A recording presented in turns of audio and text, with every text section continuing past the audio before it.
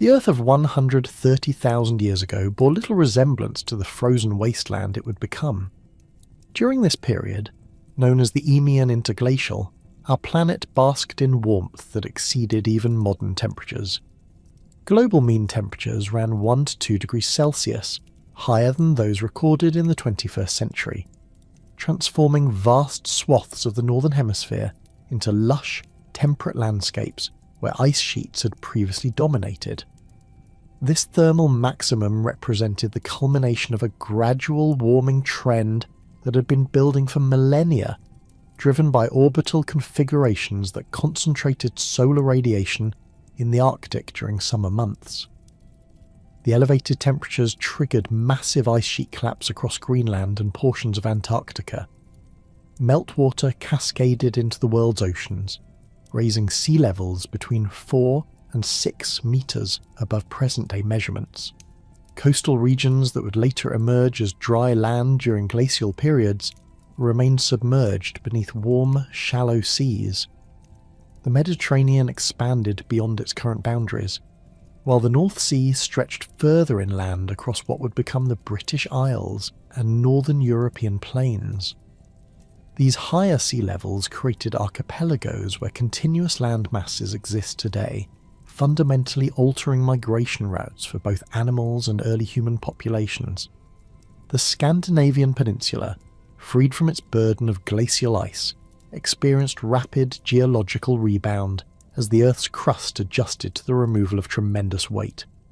Forests of oak, elm and hazel colonised territories that had been locked under kilometres of ice for tens of thousands of years. The Baltic region transformed into a complex system of islands and straits, with dense woodlands extending far beyond the Arctic Circle. Even northern Siberia supported extensive boreal forests, creating continuous woodland corridors that stretched from the Atlantic to the Pacific. Within this warmer world, early human populations occupied distinct geographical niches that reflected both environmental opportunities and the evolutionary trajectories of different hominin species. Homo sapiens, having emerged in Africa during the preceding interglacial period, had established robust populations across the African continent. These communities demonstrated sophisticated tool-making capabilities, producing blade technologies and composite implements that represented significant advances over earlier Acheulean traditions. Archaeological evidence from sites like Blombos Cave and Pinnacle Point reveals populations engaged in symbolic behaviour, creating ochre-based pigments and crafting ornamental objects that suggest complex social structures and abstract thinking. The distribution of these African populations reflected the continent's diverse ecological zones during the Eemian. The Sahara, periodically transformed into a green corridor during previous interglacials, began experiencing increased aridity as orbital cycles shifted. However, extensive river systems still drain northward through what would later become desert, supporting scattered communities of hunter-gatherers who exploited both aquatic and terrestrial resources. Lake Chad expanded to roughly 10 times its modern size, creating a vast inland sea that supported hippos, crocodiles, and diverse fish populations. These water bodies served as focal points for human settlement, providing reliable resources and serving as corridors for population movement between sub-Saharan Africa and the Mediterranean basin. Meanwhile, across Europe and Western Asia, Neanderthal populations had achieved remarkable success in colonizing diverse environments. These robust hominins, perfectly adapted to fluctuating climatic conditions, established communities from the Iberian Peninsula to the Altai Mountains. Their settlements clustered around cave systems and rock shelters that provided protection from seasonal weather variations, while their sophisticated tool industries enabled exploitation of both large game and plant resources. Neanderthal sites from this period reveal evidence of controlled fire use, systematic hunting strategies, and even rudimentary symbolic behaviour, including the collection of unusual stones and shells. The Neanderthal populations of the Eemian displayed remarkable regional adaptations. In the Mediterranean regions, they developed specialised techniques for hunting deer, wild boar, and smaller game in dense woodland environments. Their lithic technology emphasised versatile scrapers and points suitable for processing both meat and plant materials. Northern European groups, facing more variable seasonal conditions, created more robust toolkits designed for processing large mammals and extracting maximum nutrition from available resources.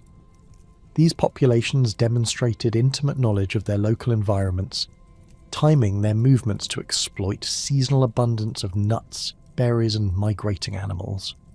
The megafauna communities of the Eemian period represented some of the most spectacular animal assemblages in Earth's history. Straight-tusked elephants, massive creatures standing over 4 meters at the shoulder, roam the temperate forests of Europe and Asia.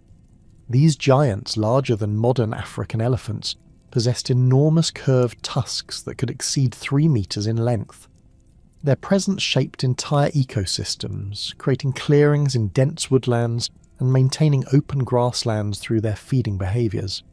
Archaeological sites preserve evidence of these elephants' interactions with human populations, including possible hunting sites where Neanderthal groups may have scavenged or actively pursued these massive prey animals. European river systems during the Eemian supported populations of hippos that had expanded far beyond their modern African range. These semi-aquatic giants wallowed in the Thames, Rhine, and other major waterways, creating muddy banks and shallow pools that supported diverse aquatic ecosystems. The presence of hippos in Britain and northern Europe required year-round water temperatures significantly warmer than modern conditions, indicating the profound climatic differences of this interglacial period. Alongside these aquatic giants, European rivers supported straight-tusked elephants that came to drink and bathe, creating dynamic interactions between terrestrial and aquatic megafauna. The mammalian diversity of Eemian Europe rivaled that of modern African savannas. Giant deer, with antler spreads exceeding 3 meters, inhabited the forest margins and open woodlands. These impressive cervids, also known as Irish elk despite their widespread distribution, represented the pinnacle of antler evolution, with males carrying elaborate branched structures that served both as weapons and displays of genetic fitness. Aurochs, the massive wild cattle that would later give rise to domestic breeds, formed herds that moved seasonally between woodland pastures and river valleys. These powerful bovids stood nearly 2 meters at the shoulder, with bulls displaying aggressive territorial behaviours that shaped grazing patterns across the landscape. Cave bears, substantially larger than modern brown bears, occupied extensive cave systems throughout Europe. These massive ursids, with skulls exceeding 75 centimeters in length, demonstrated specialized adaptations for plant-based diets, though they retained the physical capabilities for occasional carnivory. Their cave systems often overlapped with Neanderthal occupation sites, creating complex relationships between human and bear populations that range from competition for shelter to possible hunting interactions. The predator guilds of the Eemian included species that would become extinct before the end of the glacial cycle. Cave lions, larger than modern African lions, hunted in the open woodlands and grassland margins. These powerful cats possessed robust builds adapted for taking down megafauna prey, including young elephants, rhinos, and large deer. Spotted hyenas maintained extensive populations across Europe, their bone-crushing jaws enabling them to exploit carcasses left by both human hunters and large predators. The presence of these African-adapted species in European ecosystems underscores the dramatically different climatic conditions of the interglacial period. Beneath this biological abundance, astronomical forces were already beginning to shift toward configurations that would trigger the next glacial period. The Earth's orbital parameters, governed by complex interactions between eccentricity, obliquity, and precession, were entering phases that would reduce summer insolation in the Northern Hemisphere. Plankovich cycles, named after the Serbian mathematician who calculated their climatic effects, operate on timescales of tens of thousands of years, creating predictable patterns of glacial and interglacial periods. During the Eemian maximum, orbital eccentricity had created conditions that amplified seasonal contrasts in solar radiation. The Earth's elliptical orbit brought the planet closest to the Sun during Northern Hemisphere summer, maximising the solar energy available for melting ice and maintaining warm temperatures. However, this configuration was gradually shifting as gravitational influences from Jupiter and other planets slowly altered the Earth's orbital characteristics. The obliquity cycle, reflecting changes in the tilt of Earth's rotational axis, was beginning its transition towards reduced axial tilt. Lower obliquity values decreased the seasonal contrast between summer and winter, particularly at high latitudes where ice sheets form. This reduction in summer warmth would prove crucial for ice sheet initiation, as snow and ice that accumulated during winter months would increasingly survive through the following summer seasons. Precession cycles, governing the timing of seasons relative to Earth's position in its elliptical orbit, were shifting towards configurations that would place Northern Hemisphere summer at the point of greatest distance from the Sun. This astronomical arrangement would reduce the solar energy available for summer melting, creating conditions conducive to permanent snow accumulation in high latitude and high altitude regions. The combination of these orbital changes created a gradual cooling trend that became apparent in marine sediment records and ice core data from the later Eemian period. Ocean temperatures began their slow decline from interglacial maxima, while ice sheets in Greenland and northern Canada started accumulating mass for the first time in over 10,000 years. These changes proceeded almost imperceptibly on human timescales, but they represented the beginning of a climatic transition that would reshape the entire planet over the following millennia.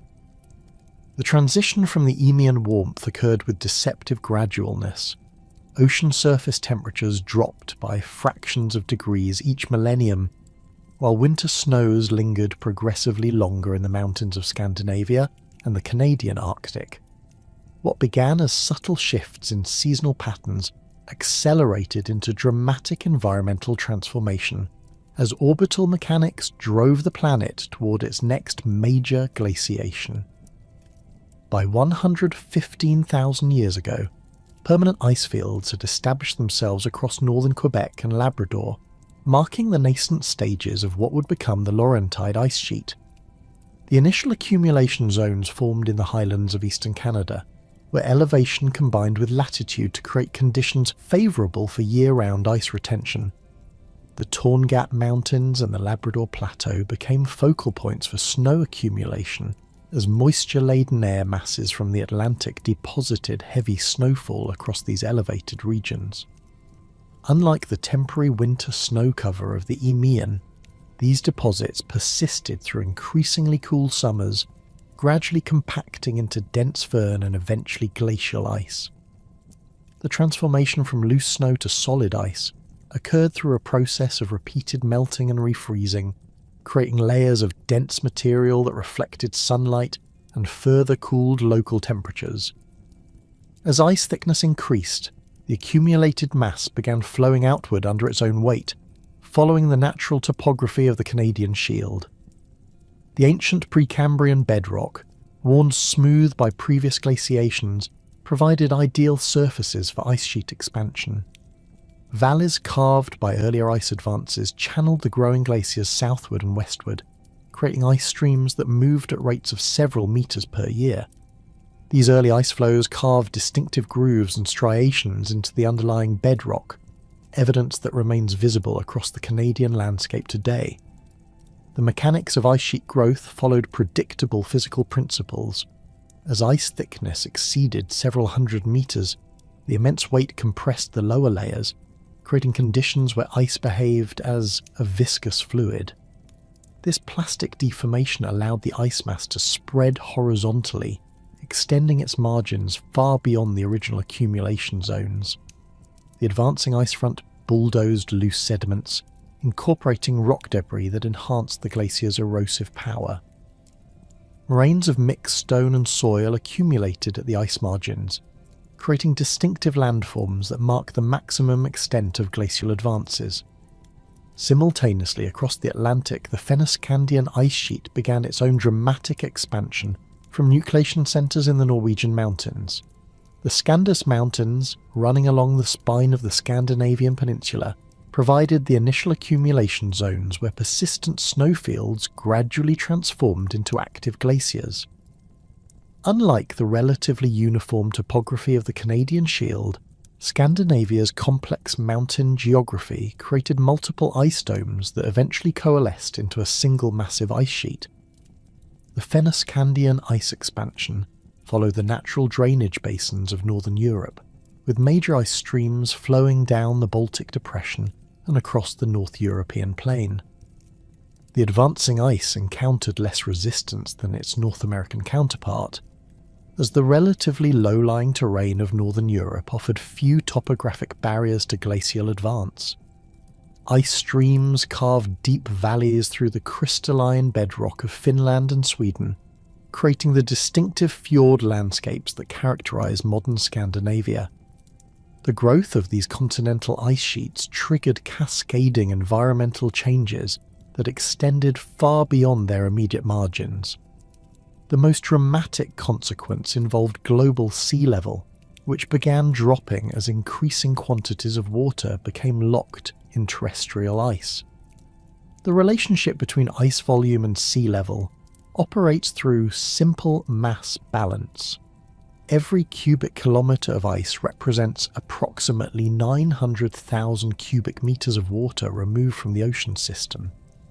As the Laurentide and Fennoscandian ice sheets expanded to cover millions of square kilometres, with ice hundreds of metres thick, the cumulative water withdrawal created unprecedented exposure of continental shelves.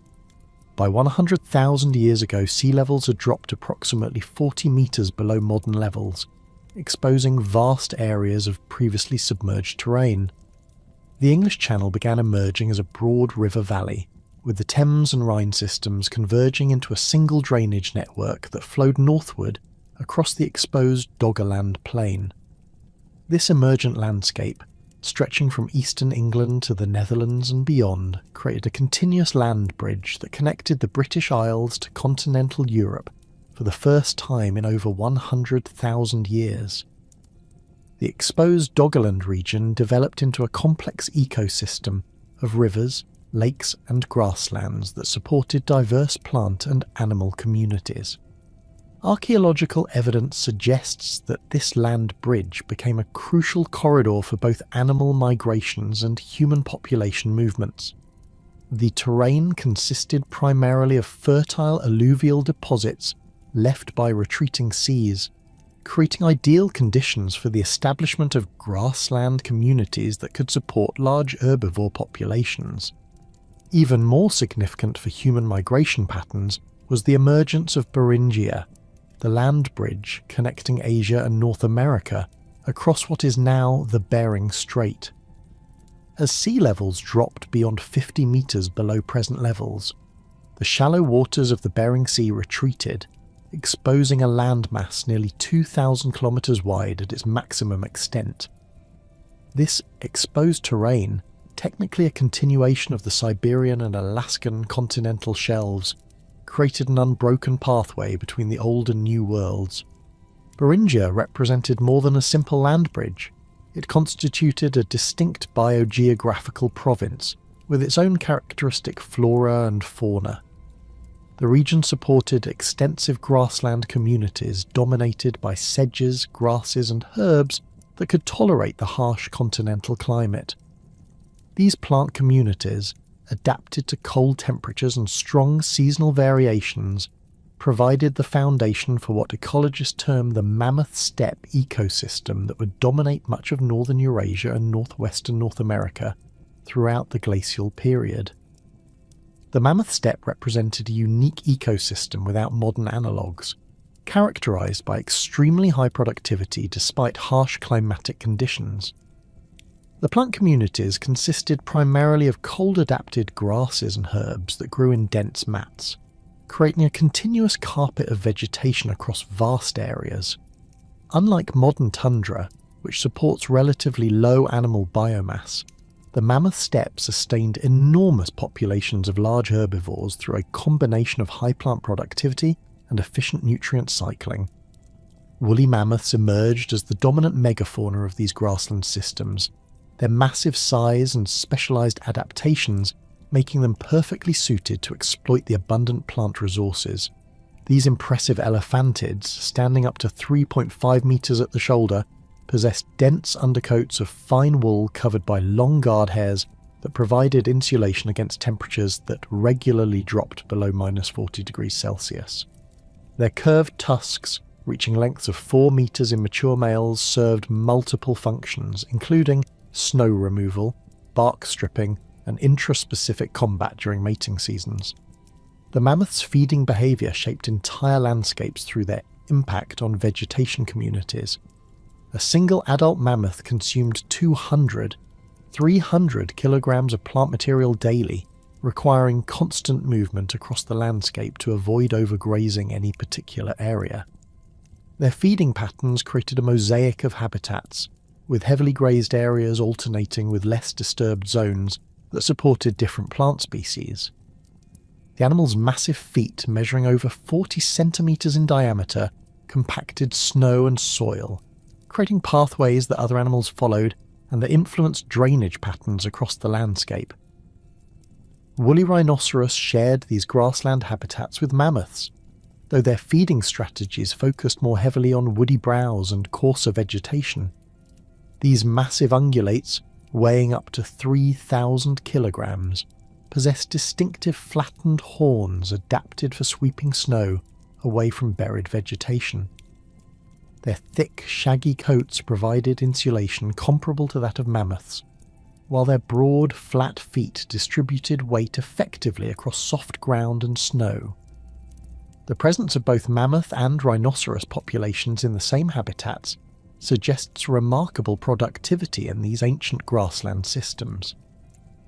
The establishment of periglacial environments extended far beyond the immediate ice sheet margins, creating distinctive landscapes characterized by permanently frozen subsoil and seasonal freeze-thaw cycles.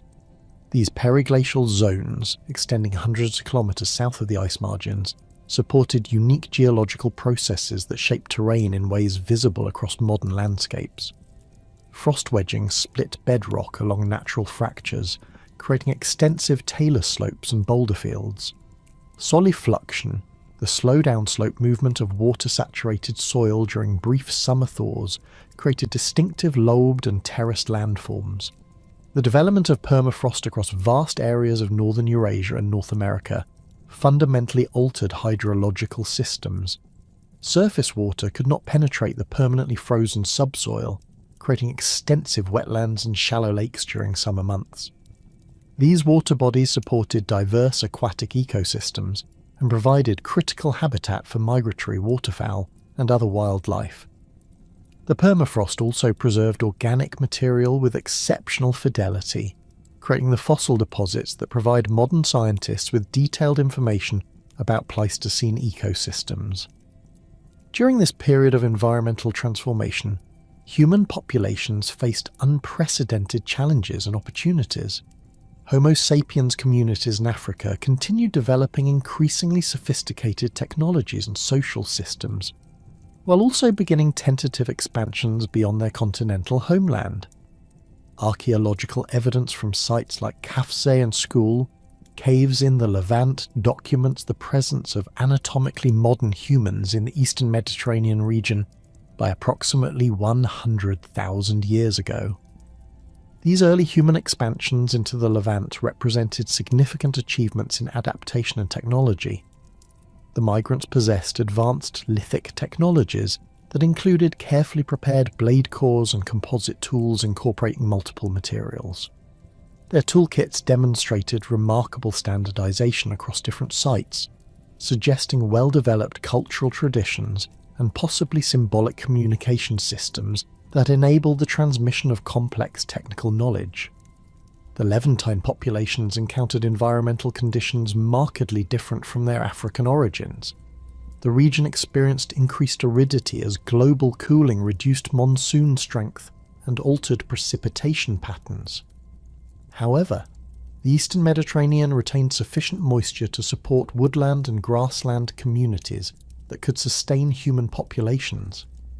Archaeological sites preserve evidence of systematic hunting strategies targeting deer, gazelles, and other medium-sized game, along with intensive exploitation of plant resources including wild cereals and legumes. More significantly, these expanding Homo sapiens populations encountered established Neanderthal communities that had occupied the Levant for tens of thousands of years. The archaeological record suggests complex interactions between these different human species, with evidence of both competition and possible technological exchange. Some sites show alternating layers of Neanderthal and modern human occupation, indicating that control of favourable locations shifted between populations over time. The Neanderthal populations of this period demonstrated remarkable resilience in the face of changing environmental conditions. Their communities across Europe adapted to increasingly harsh winters and shortened growing seasons through technological innovations and behavioural modifications. Cold-adapted tool technologies emphasised efficient processing of animal resources, with specialised scrapers and knives designed for hide preparation and bone marrow extraction. These tools enabled Neanderthal groups to maximise nutritional return from hunting activities while also producing materials necessary for clothing and shelter construction. Neanderthal settlement patterns during the early glacial period reflected careful adaptation to seasonal resource availability. Many groups established base camps and cave systems that provided protection from harsh weather, while maintaining networks of temporary sites that enabled exploitation of seasonal resources. The distribution of these sites suggests sophisticated territorial systems and possibly coordinated hunting strategies that required complex social organisation and communication. The technological capabilities of both human species continued evolving in response to environmental pressures. Composite tools incorporating stone, bone, and organic materials became increasingly common, enabling more efficient resource exploitation. Evidence for controlled fire use expanded dramatically during this period, with hearth sites showing sophisticated understanding of fuel management and heat distribution. These technological advances proved crucial for survival in increasingly challenging climatic conditions. As ice sheets continued expanding and sea levels dropped toward their glacial minima, the stage was set for even more dramatic environmental changes and human adaptations that would characterize the height of the last glacial maximum. The gradual cooling that had characterized the early glacial period was about to be interrupted by one of the most catastrophic volcanic events in human history. Deep beneath the tropical forests of northern Sumatra, geological forces had been building toward an explosive climax that would dwarf any volcanic eruption witnessed by modern civilization. The Toba caldera, measuring approximately 100 kilometers in length and 60 kilometers in width, represented the surface expression of a massive magma chamber that had been accumulating molten rock for hundreds of thousands of years. The eruption that occurred around 74,000 years ago released an estimated 2,800 cubic kilometers of magma, making it roughly 5,000 times larger than the 1980 Mount Street Helens eruption and 100 times greater than the 1815 Tambora event that caused global climate disruption. The Toba event ranks as a VEI 8 supervolcanic eruption, the highest category on the Volcanic Explosivity Index, placing it among the most powerful geological events of the Quaternary period. The explosion ejected material with such force that volcanic debris reached altitudes exceeding 50 kilometers, penetrating deep into the stratosphere where it could circulate globally. The initial phases of the eruption likely began with precursory earthquakes and smaller explosive events that would have been terrifying to any human populations within hundreds of kilometers. However, the main eruptive sequence unleashed destruction on a scale difficult to comprehend. Pyroclastic flows, superheated avalanches of gas, ash and rock fragments travelling at speeds exceeding 100 kilometers per hour, swept across the landscape in all directions from the eruption site. These deadly currents maintain temperatures above 800 degrees Celsius and possess the density and momentum to surmount topographic barriers hundreds of meters high.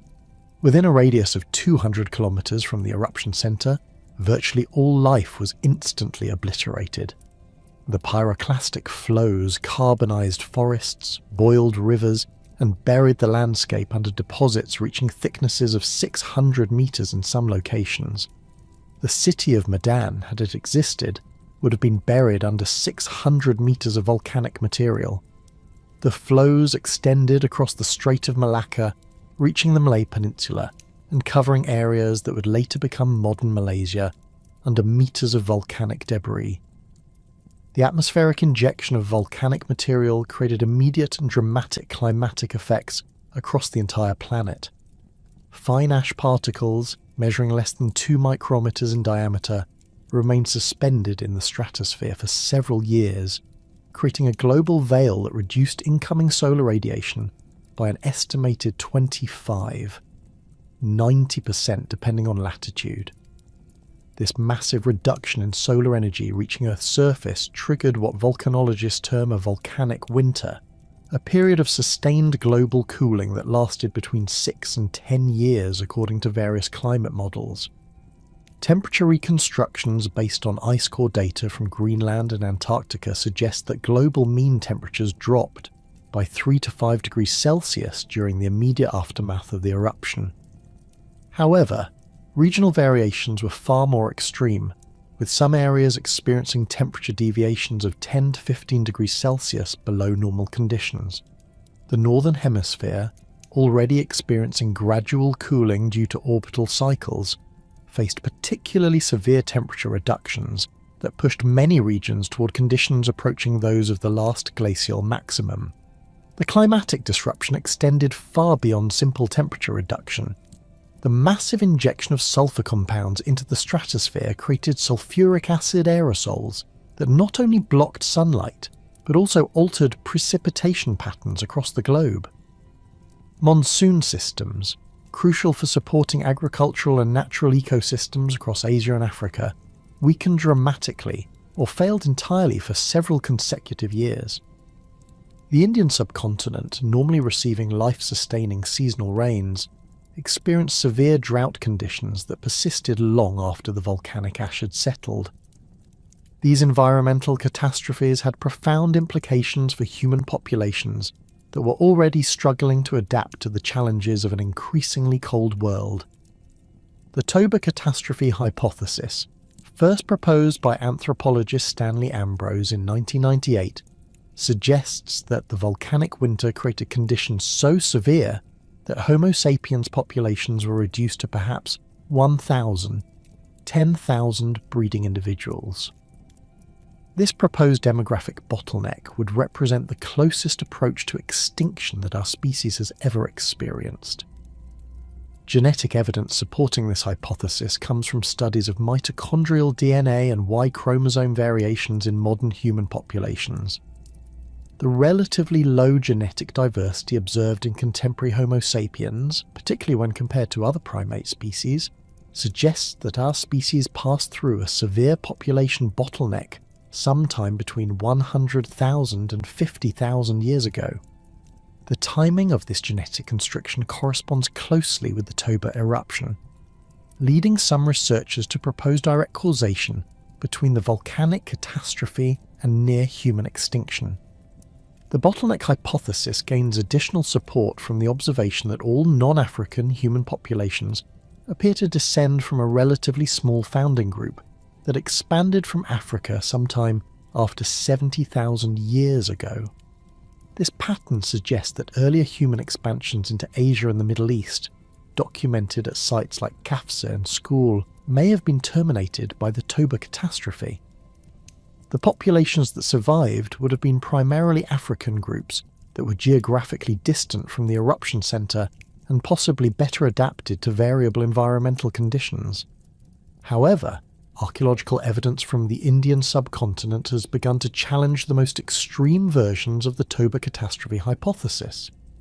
Excavations at Jwalapuram in the Kurnool district of Andhra Pradesh have revealed stone tool assemblages both below and above the toba ash layer, suggesting continuity of human occupation through the volcanic crisis. The archaeological sequence at Jwalapuram shows Middle Paleolithic stone tools in deposits immediately underlying the toba ash, followed by similar tool traditions in the overlying sediments.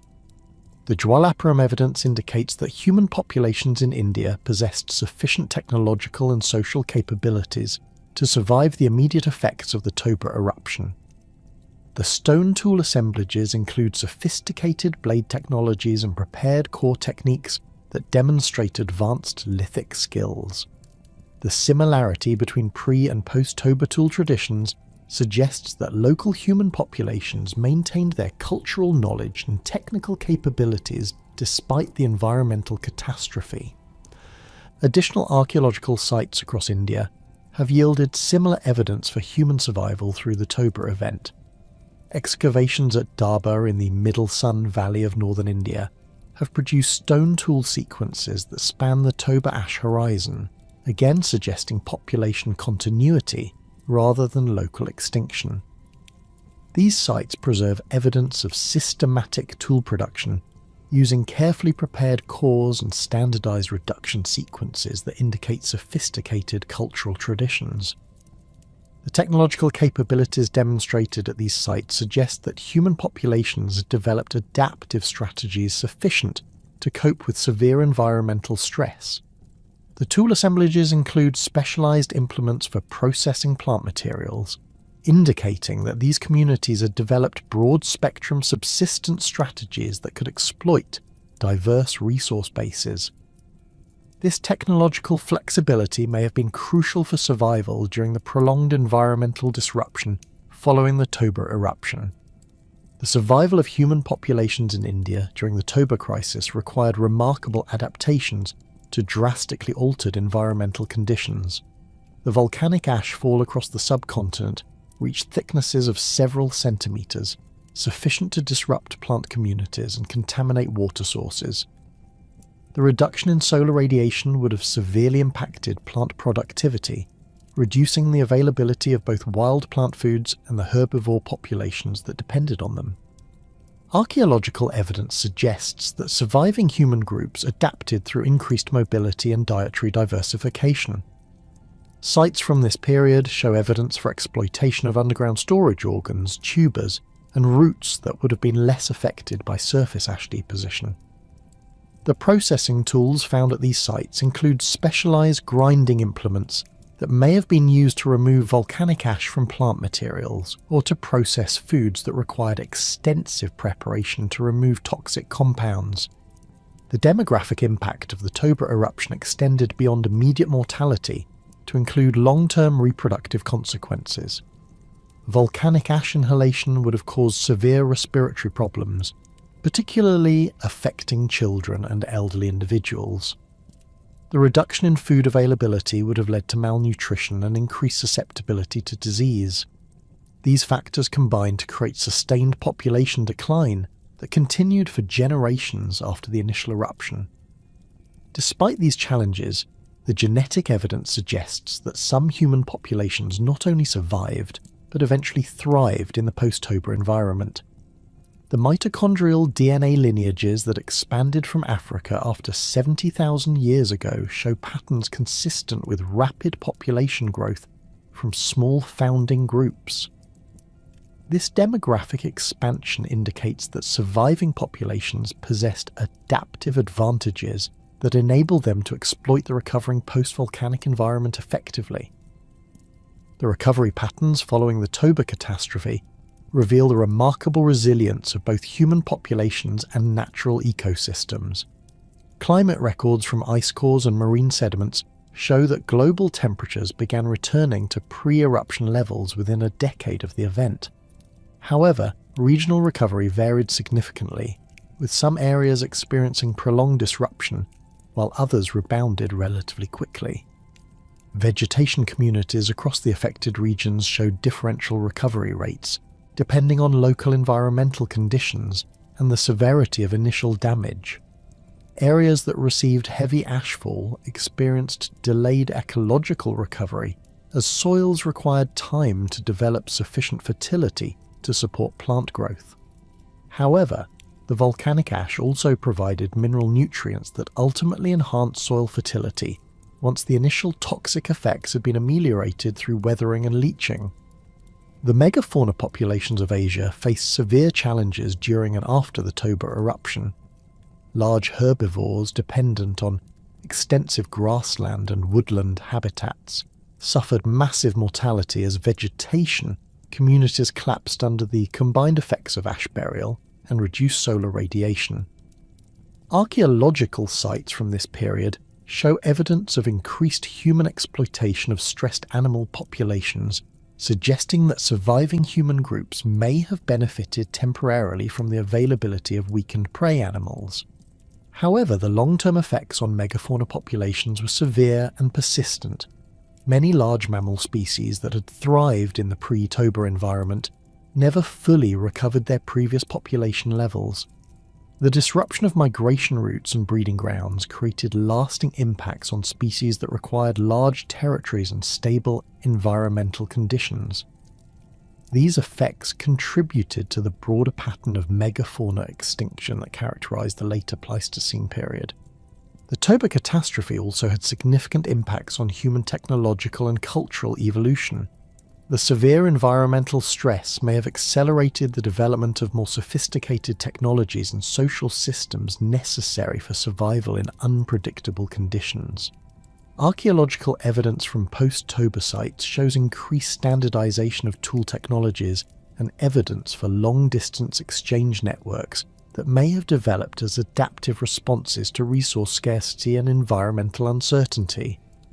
The social implications of surviving such a catastrophic event likely included increased cooperation between groups and the development of more complex information-sharing systems. The knowledge necessary for identifying safe water sources, locating edible plants that were not contaminated with volcanic ash, and predicting weather patterns would have become extremely valuable. Communities that could effectively share and preserve such information would have possessed significant survival advantages. As the immediate effects of the Toba eruption began to subside and global climate systems stabilized, the surviving human populations found themselves in a world that had been fundamentally transformed. The demographic bottleneck created by the volcanic winter had eliminated many local populations and cultural traditions, but it had also created opportunities for the survivors to expand into previously occupied territories.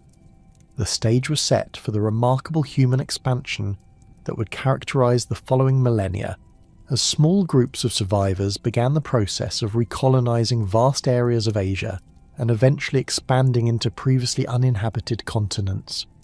The survivors of the Toba catastrophe emerged into a world fundamentally altered by volcanic winter, yet within several millennia, these resilient populations would accomplish the most remarkable expansion in human history. The demographic bottleneck that had nearly extinguished Homo sapiens created unexpected opportunities for the surviving groups, who found themselves inheriting vast territories previously occupied by populations that had perished during the climatic crisis. These survivors possessed not only the genetic foundation for all future human populations outside Africa, but also the technological sophistication and adaptive flexibility that would enable them to colonize environments no hominin had ever successfully inhabited. Archaeological evidence from sites across the Middle East and South Asia reveals that by 60,000 years ago, human populations had not only recovered from the Toba catastrophe, but had begun developing new migration strategies that would carry them far beyond their ancestral African homeland. The stone tool assemblages from this period demonstrate remarkable technological innovations, including the systematic production of blade tools that were lighter, sharper, and more versatile than earlier technologies. These implements required sophisticated understanding of stone fracture mechanics and represented a significant advance in efficiency of raw material use. The recovery populations showed evidence of enhanced social organization and information sharing networks that may have developed as adaptive responses to the environmental uncertainties of the post-Toba world. Sites from the Levant and Arabian Peninsula preserve evidence of standardized tool production techniques that suggest widespread cultural communication across vast distances. The similarity of lithic technologies found at sites separated by thousands of kilometers indicates either direct population movement or extensive trade and cultural exchange networks that facilitated the rapid spread of technological innovations. The primary route for human expansion out of Africa during this period followed the southern coastal corridor, taking advantage of the dramatically lowered sea levels that characterized the glacial world.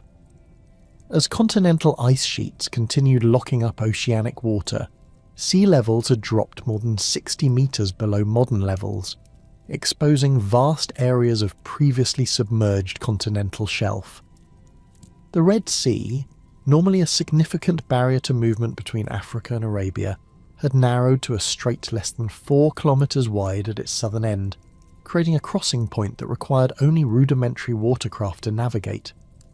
The exposed coastlines of the Arabian Peninsula and Indian Ocean provided a continuous pathway that human populations could follow eastward, without encountering the harsh interior deserts that had previously limited movement. These coastal zones retained sufficient moisture from oceanic influences to support woodland and grassland communities that could sustain migrating human groups. Archaeological sites along this route, though many now submerged beneath rising post-glacial seas, preserve evidence of systematic exploitation of both terrestrial and marine resources. The populations following the southern route demonstrated remarkable technological adaptations for coastal environments. Shell middens from sites in Oman and the Persian Gulf region contain evidence of sophisticated marine resource exploitation, including systematic collection of shellfish, capture of nearshore fish species, and possibly even primitive forms of aquaculture. The tool assemblages from these sites include specialized implements for processing marine resources, including shell scrapers and composite fishing equipment that represent significant innovations in subsistence technology. Genetic evidence from modern populations provides crucial insights into the timing and scale of these early migrations. Mitochondrial DNA lineages found in contemporary Asian and Australian populations trace back to founding groups that left Africa between 65,000 and 55,000 years ago. The relatively low genetic diversity within these lineages suggests that the founding populations were quite small, possibly consisting of only a few hundred individuals who successfully established themselves outside Africa and subsequently expanded to populate entire continents. The Y chromosome evidence tells a similar story, with the major haplogroups found in non-African populations deriving from a common ancestor who lived approximately 60,000 years ago. The geographic distribution of these genetic lineages traces the pathways of early human expansion, with the earliest branches found in populations along the proposed southern coastal route through Arabia and South Asia. The genetic data suggests rapid population growth following successful establishment outside Africa, with founding groups expanding exponentially as they encountered virgin territories rich in unexploited resources. The most remarkable achievement of these early migrants was their successful colonization of Australia, which required crossing significant water barriers even during periods of maximum sea level lowering. The journey from the Southeast Asian mainland to Australia involved navigating at least 90 kilometres of open ocean, a distance that required sophisticated watercraft and navigation skills. Archaeological evidence from sites like Majed Bebe in northern Australia documents human presence by approximately 65,000 years ago, making this the earliest confirmed evidence of modern human occupation outside the Afro-Eurasian landmass. The watercraft necessary for reaching Australia would have required advanced understanding of marine construction techniques and materials. While no direct archaeological evidence of these early boats has survived, ethnographic studies of traditional watercraft construction in the region provide insights into possible technologies.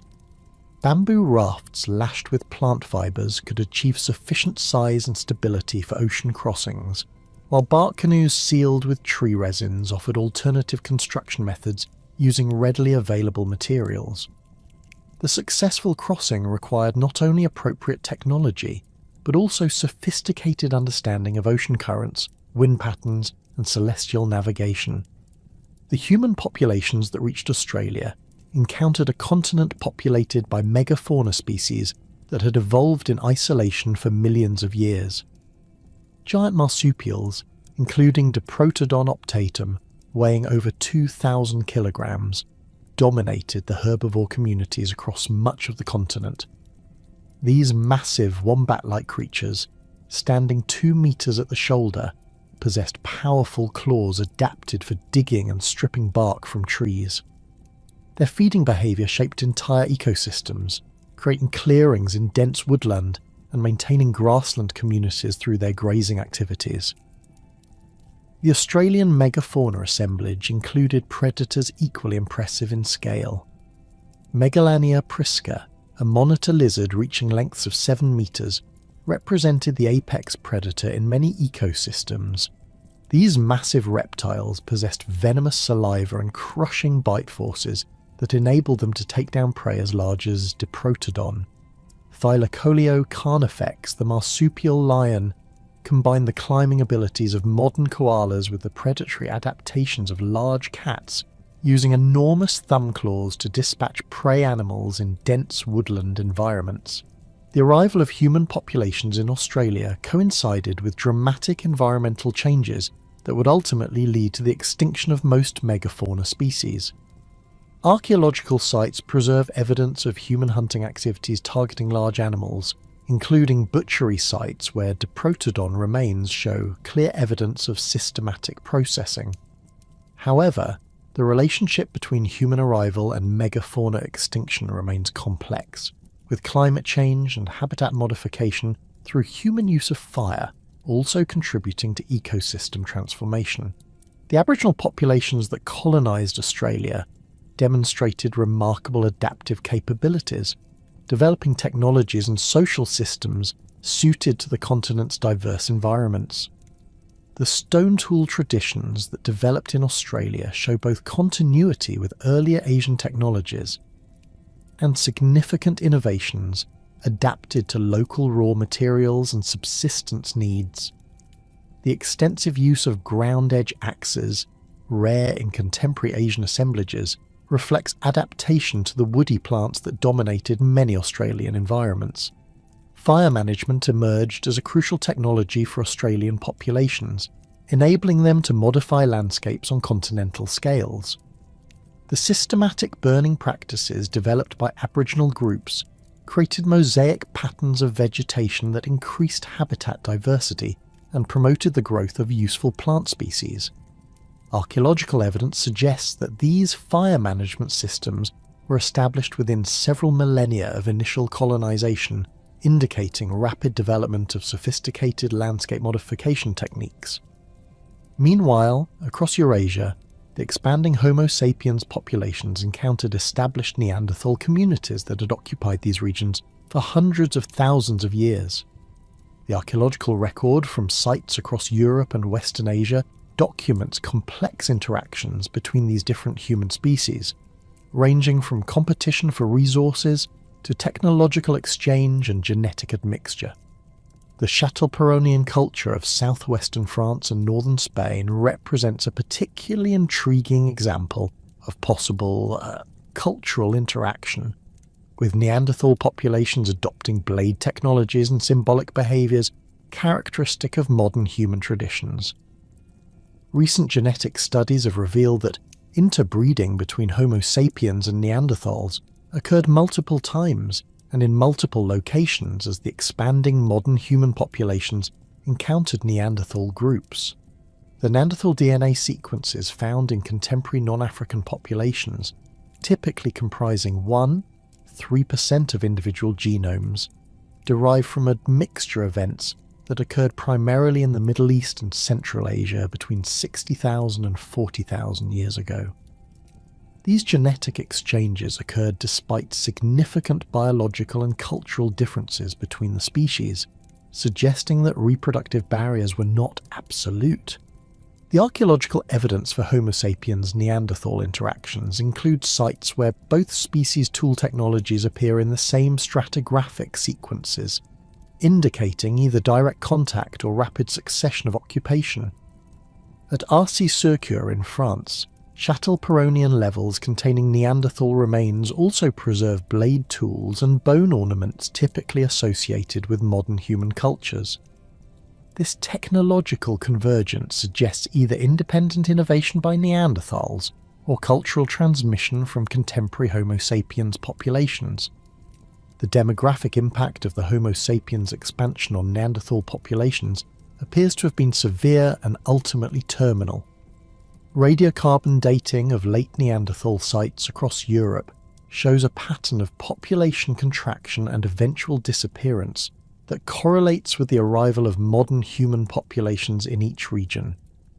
The last confirmed Neanderthal sites, located in southern Spain and dating to approximately 40,000 years ago, represent the final refugia of a species that had successfully inhabited Europe for over 400,000 years.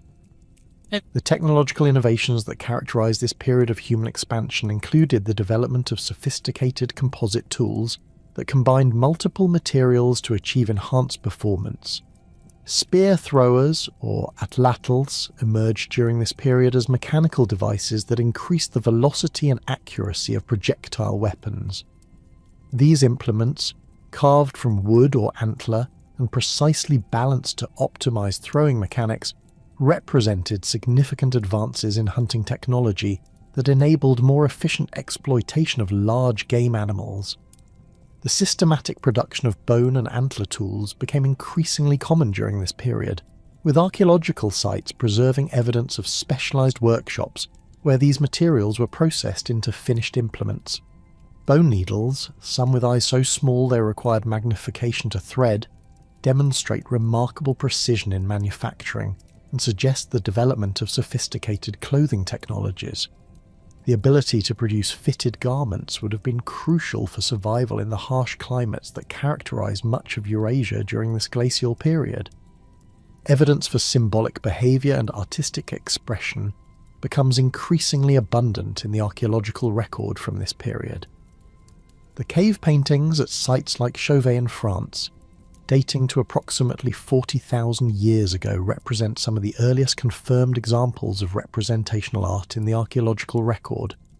These sophisticated images, depicting horses, rhinoceros, and other Ice Age animals with remarkable accuracy and artistic skill, indicate the presence of fully modern cognitive capabilities and symbolic communication systems. The production of personal ornaments and decorative objects expanded dramatically during this period, with archaeological sites preserving evidence of bead production, pendant manufacture, and body painting using ochre and other pigments. These symbolic materials often show evidence of long-distance transport, indicating extensive trade networks and cultural communication across vast distances.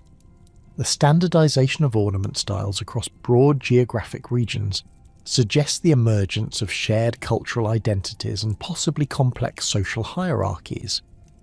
Musical instruments from this period include bone flutes with precisely drilled finger holes that demonstrate understanding of acoustic principles and mathematical relationships between tone production and hole spacing.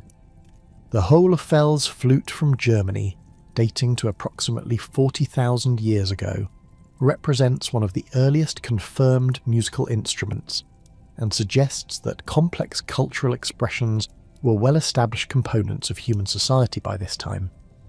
The settlement patterns that emerged during this period of expansion show evidence of increasing social complexity and territorial organization. Base camps with evidence of long-term occupation appear alongside networks of smaller sites that suggest seasonal mobility patterns adapted to resource availability. The distribution of these sites indicates sophisticated understanding of landscape ecology and resource scheduling that enabled human populations to exploit diverse environments efficiently. Storage technologies became increasingly sophisticated during this period, with archaeological evidence for constructed storage facilities and food processing installations that enabled populations to buffer against seasonal resource scarcity. The development of effective storage systems was crucial for survival in high-latitude environments where resource availability showed extreme seasonal variation. Sites from this period preserve evidence of systematic food processing activities, including the production of dried meat, processed plant foods, and possibly fermented beverages. By 26,500 years ago, the gradual accumulation of ice that had characterized the preceding millennia reached its ultimate expression. The continental ice sheets of North America and Northern Europe had grown to dimensions that dwarfed anything witnessed by human civilization. The Laurentide ice sheet stretched from the Atlantic to the Pacific, covering virtually all of present-day Canada and extending deep into what would become the northern United States. At its thickest point over Hudson Bay, this massive ice dome reached elevations exceeding 3,000 meters above sea level, creating an ice mass so heavy that it depressed the underlying bedrock by several hundred meters. The sheer scale of these ice accumulations defied comprehension.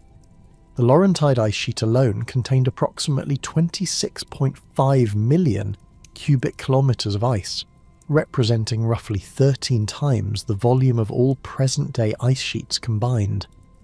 The ice front extended southward to modern-day New York City, covering the sites of future Great Lakes under kilometers of glacial ice. West of the Great Lakes region, the ice margin swept southward through Minnesota and the Dakotas, reaching its maximum southern extent in Kansas and Missouri. This southern boundary represented the equilibrium point where annual ice accumulation balanced summer melting, creating a dynamic but relatively stable ice margin. Across the Atlantic, the Fennoscandian ice sheet had expanded to cover all of Scandinavia, extending across the Baltic Sea to encompass much of northern Russia and reaching southward into Germany and Poland. The ice dome centred over the Gulf of Bothnia achieved thicknesses comparable to those of the Laurentide sheet, with ice extending westward to cover the British Isles under a continuous glacial mass. The weight of this accumulated ice was so immense that Scandinavia continues to rebound upward today, rising at rates of several millimetres per year as the Earth's crust slowly adjusts to the removal of this ancient burden. The global impact of these continental ice sheets extended far beyond their immediate margins through their effect on sea level. With approximately 52 million cubic kilometres of water locked in terrestrial ice, global sea levels had dropped to 120 metres below present levels. This dramatic reduction exposed vast areas of continental shelf that had been submerged for tens of thousands of years. The English Channel had become a broad river valley, with the Thames and Rhine systems merging into a single drainage network that flowed northward across the exposed Doggerland Plain. This emergent landscape stretched from eastern England to the Netherlands and beyond, creating a landmass larger than modern-day Britain. The Bering Land Bridge had expanded to its maximum extent, creating a subcontinental landmass nearly 2,000 kilometres wide that connected Asia and North America. This exposed terrain, technically part of the Burundian refugium, supported extensive grassland ecosystems that harboured some of the highest concentrations of large mammals in Earth's history. The continental shelves surrounding Southeast Asia had emerged as vast lowland plains, connecting the modern Indonesian archipelago into a single landmass called Sundaland that stretched from the Malay Peninsula to Java and Borneo. The atmospheric circulation patterns of the last glacial maximum bore little resemblance to modern weather systems. The massive ice sheets created their own weather, generating high-pressure systems that dominated regional climate patterns across much of the Northern Hemisphere. Cold, dry air masses flowed outward from the ice sheet centres, creating persistent anticyclonic conditions that brought clear skies but frigid temperatures to vast areas. The jet stream, displaced southward by the presence of the ice sheets, followed a more meridional path that brought Arctic air deep into temperate latitudes, while simultaneously drawing warm, moist air northward along the ice sheet margins. Global average temperatures during the last glacial maximum were approximately 4 to 7 degrees Celsius, colder than modern conditions, but regional variations were far more extreme. Areas immediately adjacent to ice sheet margins experienced temperature deviations of 15 to 20 degrees Celsius below present values, creating climatic conditions more severe than those found in modern Antarctica. The continental interiors of North America and Eurasia, isolated from oceanic moderating influences by vast distances and ice barriers, experienced winter temperatures that regularly dropped below minus 50 degrees Celsius across areas larger than modern countries. Precipitation patterns showed dramatic alterations from modern distributions. The ice sheets themselves created arid conditions across their surfaces and immediate peripheries, as the cold air masses flowing off the ice had little capacity to hold moisture. However, the margins of the ice sheets, where warmer air masses encountered the glacial boundaries, became zones of intense precipitation that fed continued ice accumulation. These marginal zones experienced heavy snowfall that could exceed several meters annually, creating the conditions necessary for sustained ice sheet growth. The tropical regions, while significantly cooler than modern conditions, maintained sufficient warmth to support forest ecosystems, though these were dramatically different in composition from contemporary tropical forests. The Amazon rainforest contracted to isolated refugia in the wettest areas, while much of the basin supported savanna and grassland communities adapted to cooler and drier conditions. Africa experienced severe aridification, with the Sahara expanding far beyond its modern boundaries and the tropical forests of Central Africa retreating to small refugial areas along major river systems. In this harsh glacial world, human populations had contracted to a few favourable refugia where climatic conditions remained tolerable and resources sufficient to support viable communities. The most significant of these refugia lay in southwestern Europe, in the region encompassing the Pyrenees, the Cantabrian Mountains, and southwestern France. This Franco-Cantabrian refugium benefited from its position between the Atlantic Ocean and the Mediterranean Sea, which provided moderating oceanic influences that prevented the extreme continental cooling experienced in other regions. Archaeological sites throughout the Franco-Cantabrian refugium preserve evidence of remarkably sophisticated human cultures that developed during the last glacial maximum. The Magdalenian culture, which emerged around 17,000 years ago, represents one of the most technologically advanced hunter-gatherer societies in the archaeological record. These populations developed specialized tool technologies that enabled efficient exploitation of the abundant reindeer herds that migrated through the region. Their lithic assemblages included precisely manufactured microliths that were hafted into composite tools, creating implements that combined maximum cutting efficiency with minimal raw material consumption. The artistic achievements of these refugial populations surpassed anything previously seen in the archaeological record. The cave paintings at Lascaux, Altamira, and dozens of other sites represent sophisticated artistic traditions that combined naturalistic representation with symbolic communication systems.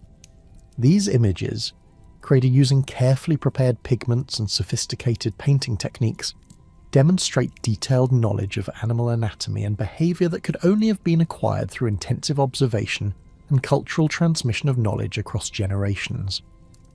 The Magdalenian populations also developed remarkable technologies for working bone, antler, and ivory into sophisticated tools and artistic objects. Their workshops produced barbed harpoons with multiple rows of backward-angled points that enabled efficient fishing in the salmon runs that provided crucial seasonal resources. Spear throwers carved from antler and decorated with artistic motifs increased hunting efficiency while serving as markers of individual or group identity. bone needles with eyes so precisely drilled they required modern magnification to appreciate enabled the production of fitted clothing essential for survival in glacial conditions. Settlement patterns in the Franco-Cantabrian refugium show evidence of complex social organisation and territorial systems. Large base camps located in cave systems provided winter shelter for extended communities, while networks of smaller sites enabled exploitation of seasonal resources across the landscape. The distribution of these sites suggests sophisticated understanding of animal migration patterns and resource scheduling that enabled human populations to maintain stable communities despite the challenging environmental conditions. Further east, human populations survived in refugia scattered across southern Siberia and Central Asia. The Malta-Barrett culture, centered in the Lake Baikal region, developed distinctive technologies adapted to the extreme continental conditions of interior Asia. These populations created sophisticated winter dwellings, using mammoth bones as structural frameworks covered with hides and earth. The thermal efficiency of these structures, revealed through experimental archaeology, enabled human survival in regions where winter temperatures dropped below -40 degrees Celsius for months at a time. The Malta-Barrett populations developed specialized hunting technologies for exploiting the mammoth herds that dominated the landscape. Their tool assemblages included massive spear points designed for penetrating the thick hides of megafauna, along with sophisticated processing tools for extracting maximum nutrition from large carcasses. The systematic exploitation of mammoth resources enabled these communities to maintain stable populations in environments that would challenge modern technology. Artistic traditions in the Siberian refugia included remarkable ivory carvings that demonstrate sophisticated understanding of human and animal anatomy. The Venus figurines from Malta, carved from mammoth ivory with extraordinary attention to detail, represent some of the earliest examples of three-dimensional representational art. These objects, along with decorated tools and ornaments, indicate complex symbolic systems and possibly religious or ceremonial practices that helped maintain social cohesion in isolated communities. The Bringian refugium, encompassing eastern Siberia, Alaska, and the exposed Bering Land Bridge, supported human populations that would eventually become the ancestors of Native American peoples. This region, despite its high latitude, remained largely ice-free due to the continental climate that limited snowfall accumulation. The Bringian populations developed technologies specifically adapted to hunting the diverse megafauna assemblages that thrived in the mammoth steppe ecosystem. Archaeological sites in Beringia preserve evidence of sophisticated bone and antler working technologies that enabled efficient exploitation of large mammals. The Bluefish Caves in the northern Yukon contain tool assemblages that demonstrate systematic processing of mammoth, horse, and bison remains. These populations developed specialized techniques for preserving meat and other organic materials through the long Arctic winters, creating food storage systems that enabled year-round occupation of high-latitude environments. The megafauna communities of the last glacial maximum represented the culmination of Pleistocene evolutionary adaptations to cold climate conditions. Woolly mammoths had reached their maximum geographic distribution, with populations extending from Western Europe to Eastern North America. These magnificent elephantids had evolved sophisticated behavioral adaptations for surviving in glacial environments, including complex social structures that enabled cooperative foraging and protection of young animals during harsh winter conditions. Individual mammoths during the last glacial maximum achieved remarkable sizes, with adult males reaching shoulder heights of 3.5 meters and weights exceeding 6,000 kilograms. Their curved tusks, reaching lengths of 4 meters in exceptional specimens, served multiple functions, including snow removal, bark stripping, and intraspecific combat. The dense wool undercoat that covered their bodies consisted of fine fibers measuring only 10, 15 micrometers in diameter, providing insulation comparable to the finest modern synthetic materials. Mammoth herds modified entire landscapes through their feeding activities and migration patterns. A typical herd of 50-100 individuals could consume 15,000-30,000 kilograms of vegetation daily, requiring constant movement to avoid overgrazing any particular area. Their massive feet, measuring over 40 centimeters in diameter, compacted snow and created pathways that other animals followed. During summer months, mammoth herds migrated hundreds of kilometers following the growth of nutritious grasses and herbs, creating well-established routes that persisted for millennia. Woolly rhinoceros shared the mammoth steppe with their elephantid companions, though their feeding strategies focused more heavily on woody browse and coarser vegetation. These massive ungulates, weighing up to 3,000 kilograms, possessed flattened horns adapted for sweeping snow away from buried vegetation. Their broad, flat feet distributed weight effectively across soft ground, while their dense coat provided insulation against temperatures that regularly dropped below -30 degrees Celsius. The presence of both mammoth and rhinoceros in the same habitats indicates extraordinary productivity in these ancient grassland systems. Cave lions had achieved their maximum size and distribution during the last glacial maximum, with populations extending across Eurasia from Spain to Alaska. These powerful predators, 25% larger than modern African lions, possessed robust builds adapted for hunting megafauna prey in open environments. Their hunting strategies likely involved cooperative attacks on young or weakened mammoths and rhinoceros, though they also hunted smaller prey including reindeer, horses and bison. The cave lion populations of this period showed remarkable adaptations to cold conditions, including dense winter coats and behavioural modifications for hunting in snow-covered landscapes. Cave bears had reached the peak of their evolutionary success, occupying extensive cave systems throughout Europe and Asia. These massive ursids, with skulls exceeding 75 centimeters in length, had evolved specialized dentition for processing plant materials, though they retained the physical capabilities for occasional carnivory. Their cave systems often provided evidence of complex relationships with human populations, as both species sought the same sheltered locations for winter survival. The competition for cave resources may have contributed to the eventual extinction of cave bears as human populations expanded and developed more sophisticated technologies. The extreme conditions of the last glacial maximum had pushed human ingenuity to unprecedented heights. As ice sheets reached their maximum extent and global temperatures plummeted to their lowest levels in over 100,000 years, surviving populations developed technological innovations that would fundamentally transform human capabilities and lay the foundation for all subsequent cultural evolution. The scattered refugial communities, isolated by vast expanses of ice and tundra, independently developed sophisticated solutions to the challenges of survival in one of Earth's most hostile climatic periods. The most revolutionary advancement emerged in projectile technology, where human populations developed the atlatl or spear thrower, a mechanical device that dramatically increased both the velocity and accuracy of hunting weapons. These implements, typically carved from wood, bone or antler, functioned as extensions of the human arm, utilizing leverage principles to multiply throwing force.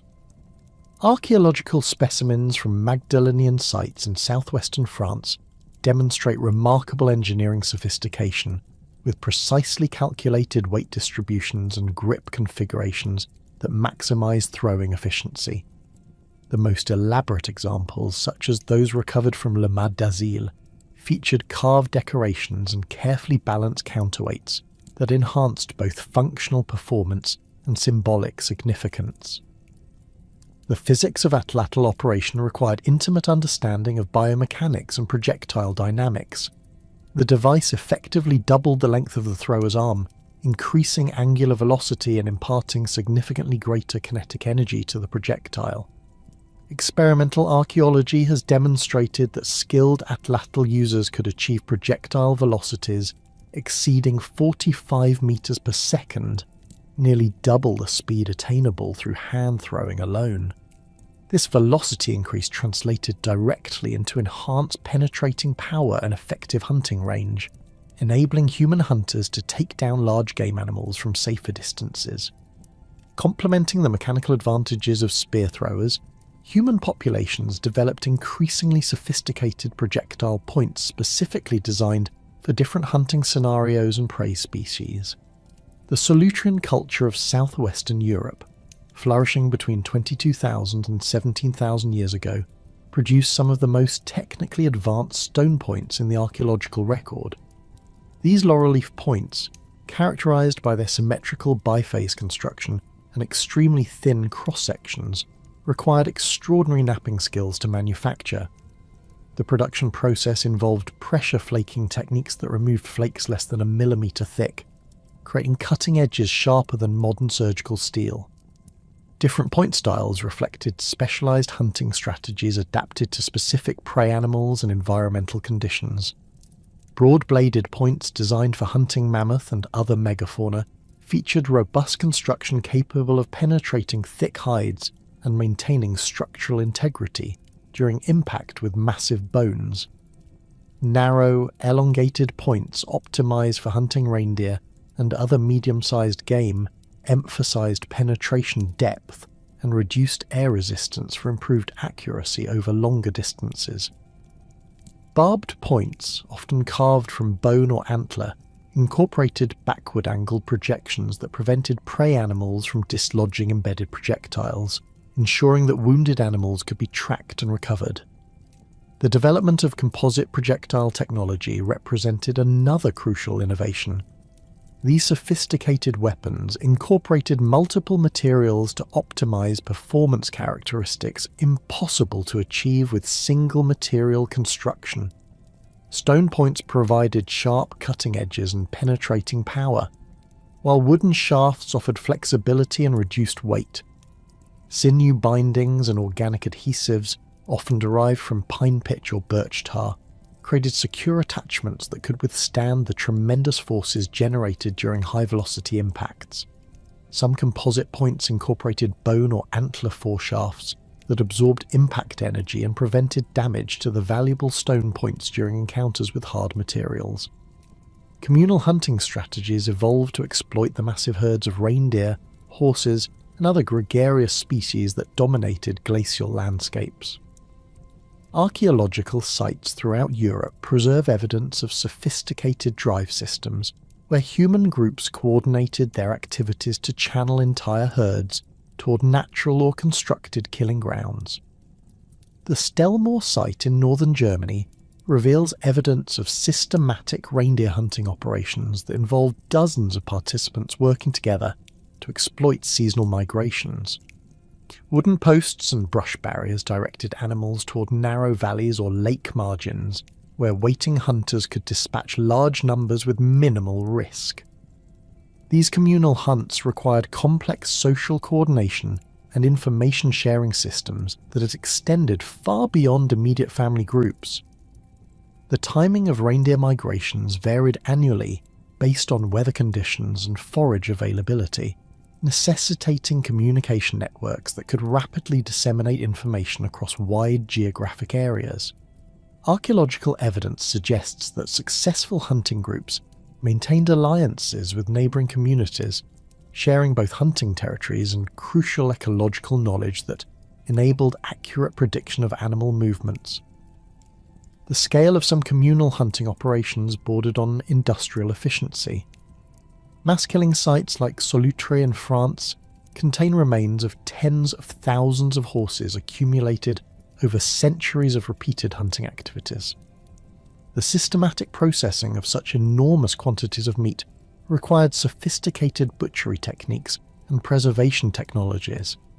Archaeological analysis reveals standardized dismemberment sequences that maximize meat recovery while minimizing processing time. Specific tool types emerged for different stages of carcass processing, from initial skinning through final bone marrow extraction. Shelter construction during this period achieved remarkable sophistication, particularly in regions where natural caves were unavailable and traditional building materials scarce. The mammoth bone houses of the Eastern European plain represent some of the most impressive architectural achievements of hunter-gatherer societies. These structures, found at sites like Mezyrich and Kostenki in Ukraine, utilize the massive bones of woolly mammoths as primary structural elements in carefully engineered designs that could withstand extreme weather conditions. The construction process for mammoth bone dwellings required careful selection and preparation of appropriate skeletal elements. Mammoth skulls, weighing up to 100 kilograms each, formed foundation elements that distributed structural loads across frozen ground. Long bones, including femurs and humeri exceeding 1.5 meters in length, served as vertical supports and roof beams.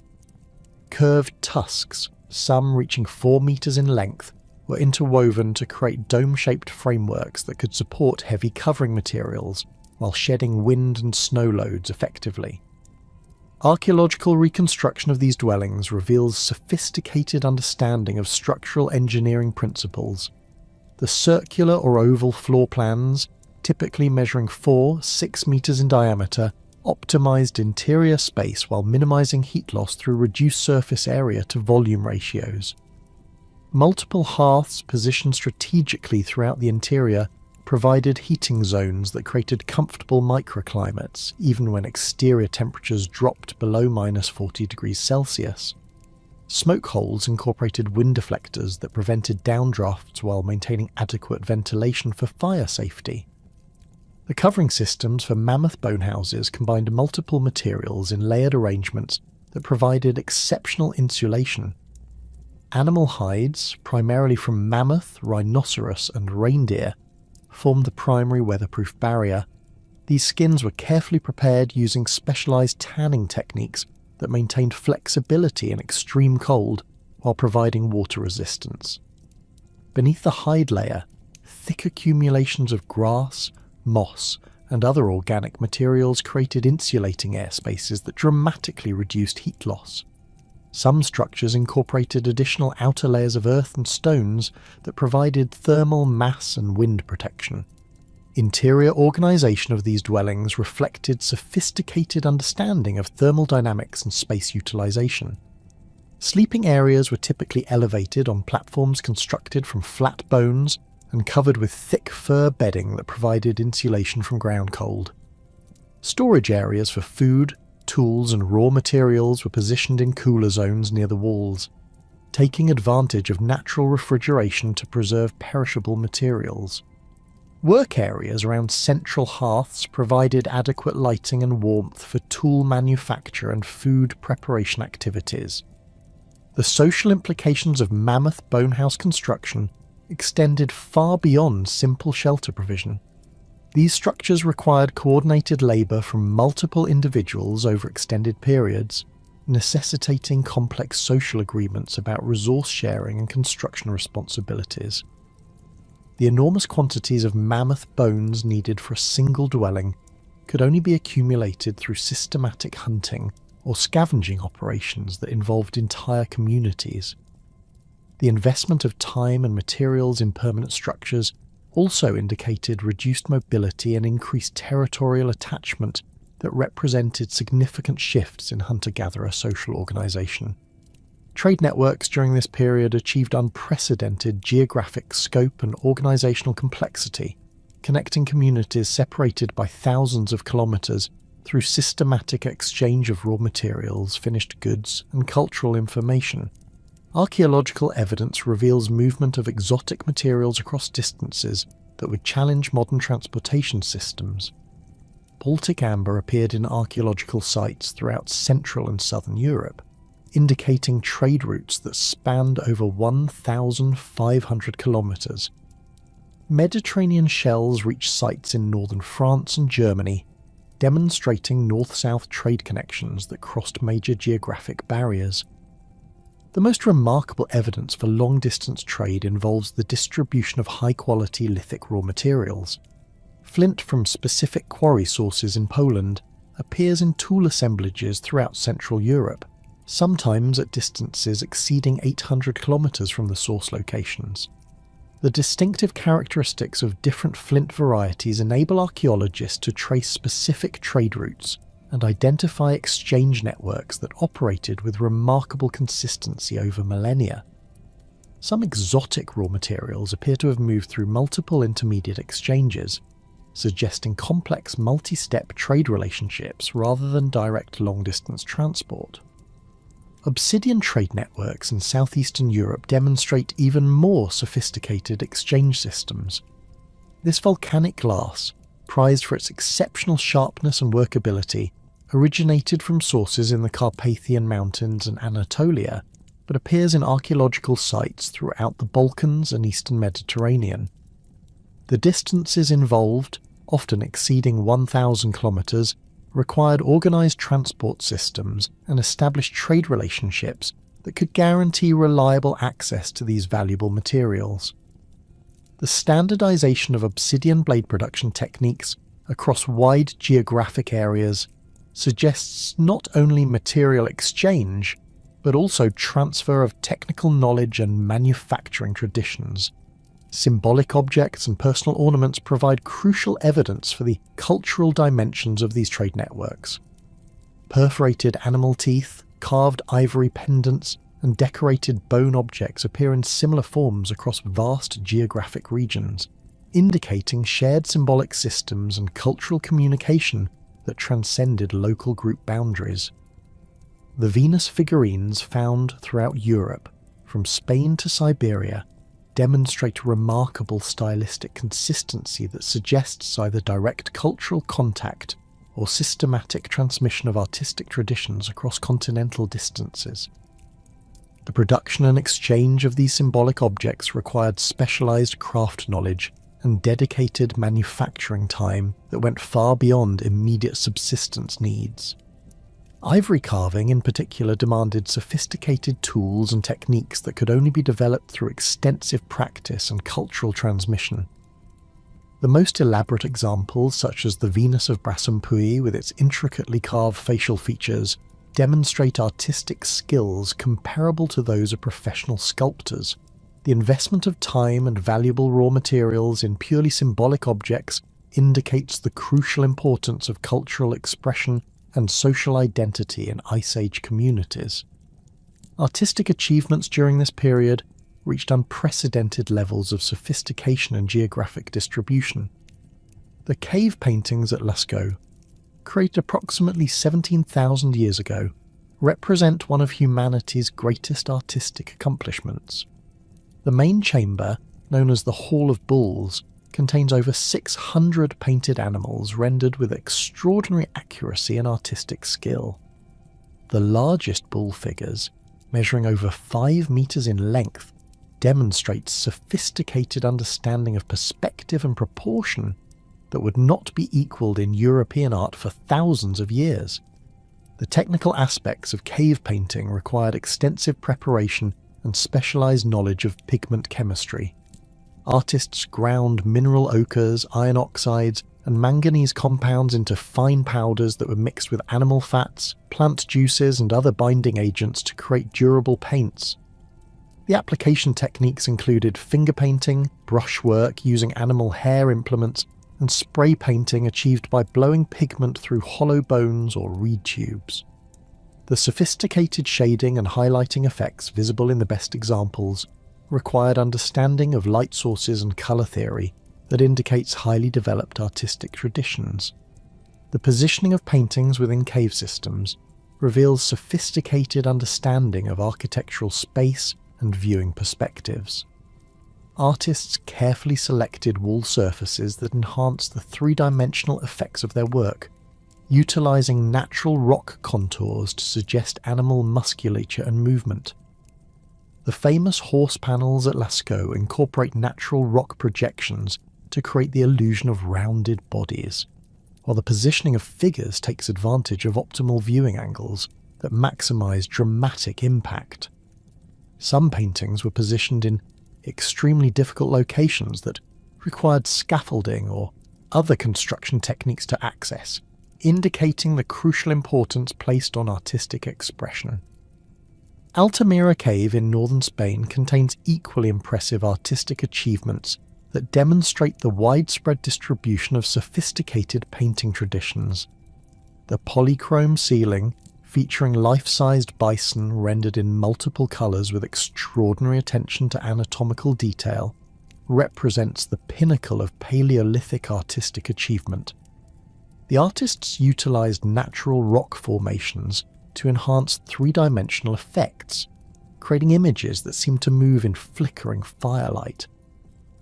The technical sophistication evident in colour mixing, perspective rendering and anatomical accuracy indicates artistic traditions that were passed down through generations of specialised practitioners. The subjects chosen for cave paintings provide crucial insights into the spiritual and cultural concerns of Ice Age populations.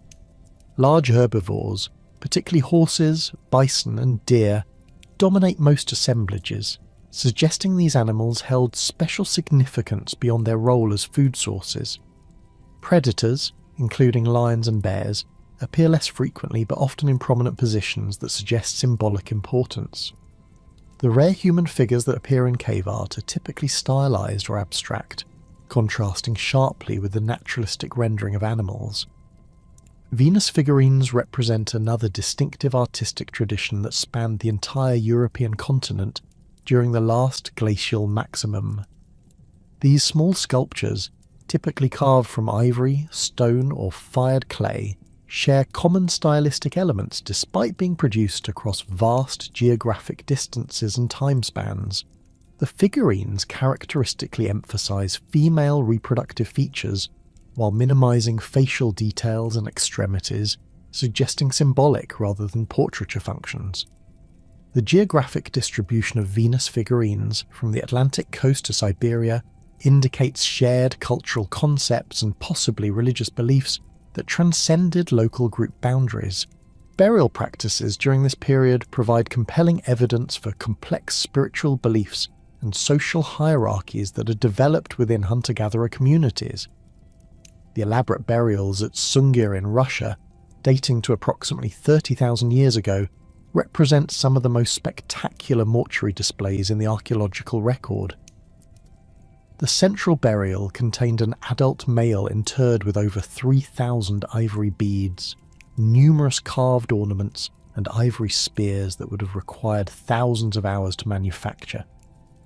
The investment of such valuable materials and labour in mortuary contexts indicates belief systems that extended beyond immediate material concerns. The positioning of bodies in these elaborate burials often followed specific orientations and arrangements that suggest standardized mortuary rituals. Many individuals were buried in extended positions with heads oriented towards specific cardinal directions, while others were placed in flexed positions that may have symbolized return to the womb or fetal state. Grave goods were typically arranged in systematic patterns around the body, with weapons near the hands, ornaments positioned on specific body parts, and tools placed in locations that suggest continued use in afterlife contexts. The magnificent ice sheets that had dominated the Northern Hemisphere for millennia were about to enter a period of unprecedented instability. While human populations in their scattered refugia continued perfecting their survival technologies and artistic traditions, massive forces were building within the continental ice masses that would trigger some of the most dramatic climate oscillations in Earth's history.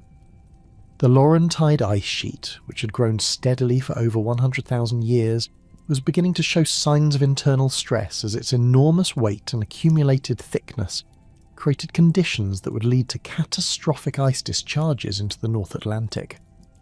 The first Heinrich event occurred approximately 17,000 years ago, when vast sections of the Laurentide ice sheet's eastern margin began collapsing into the Atlantic Ocean.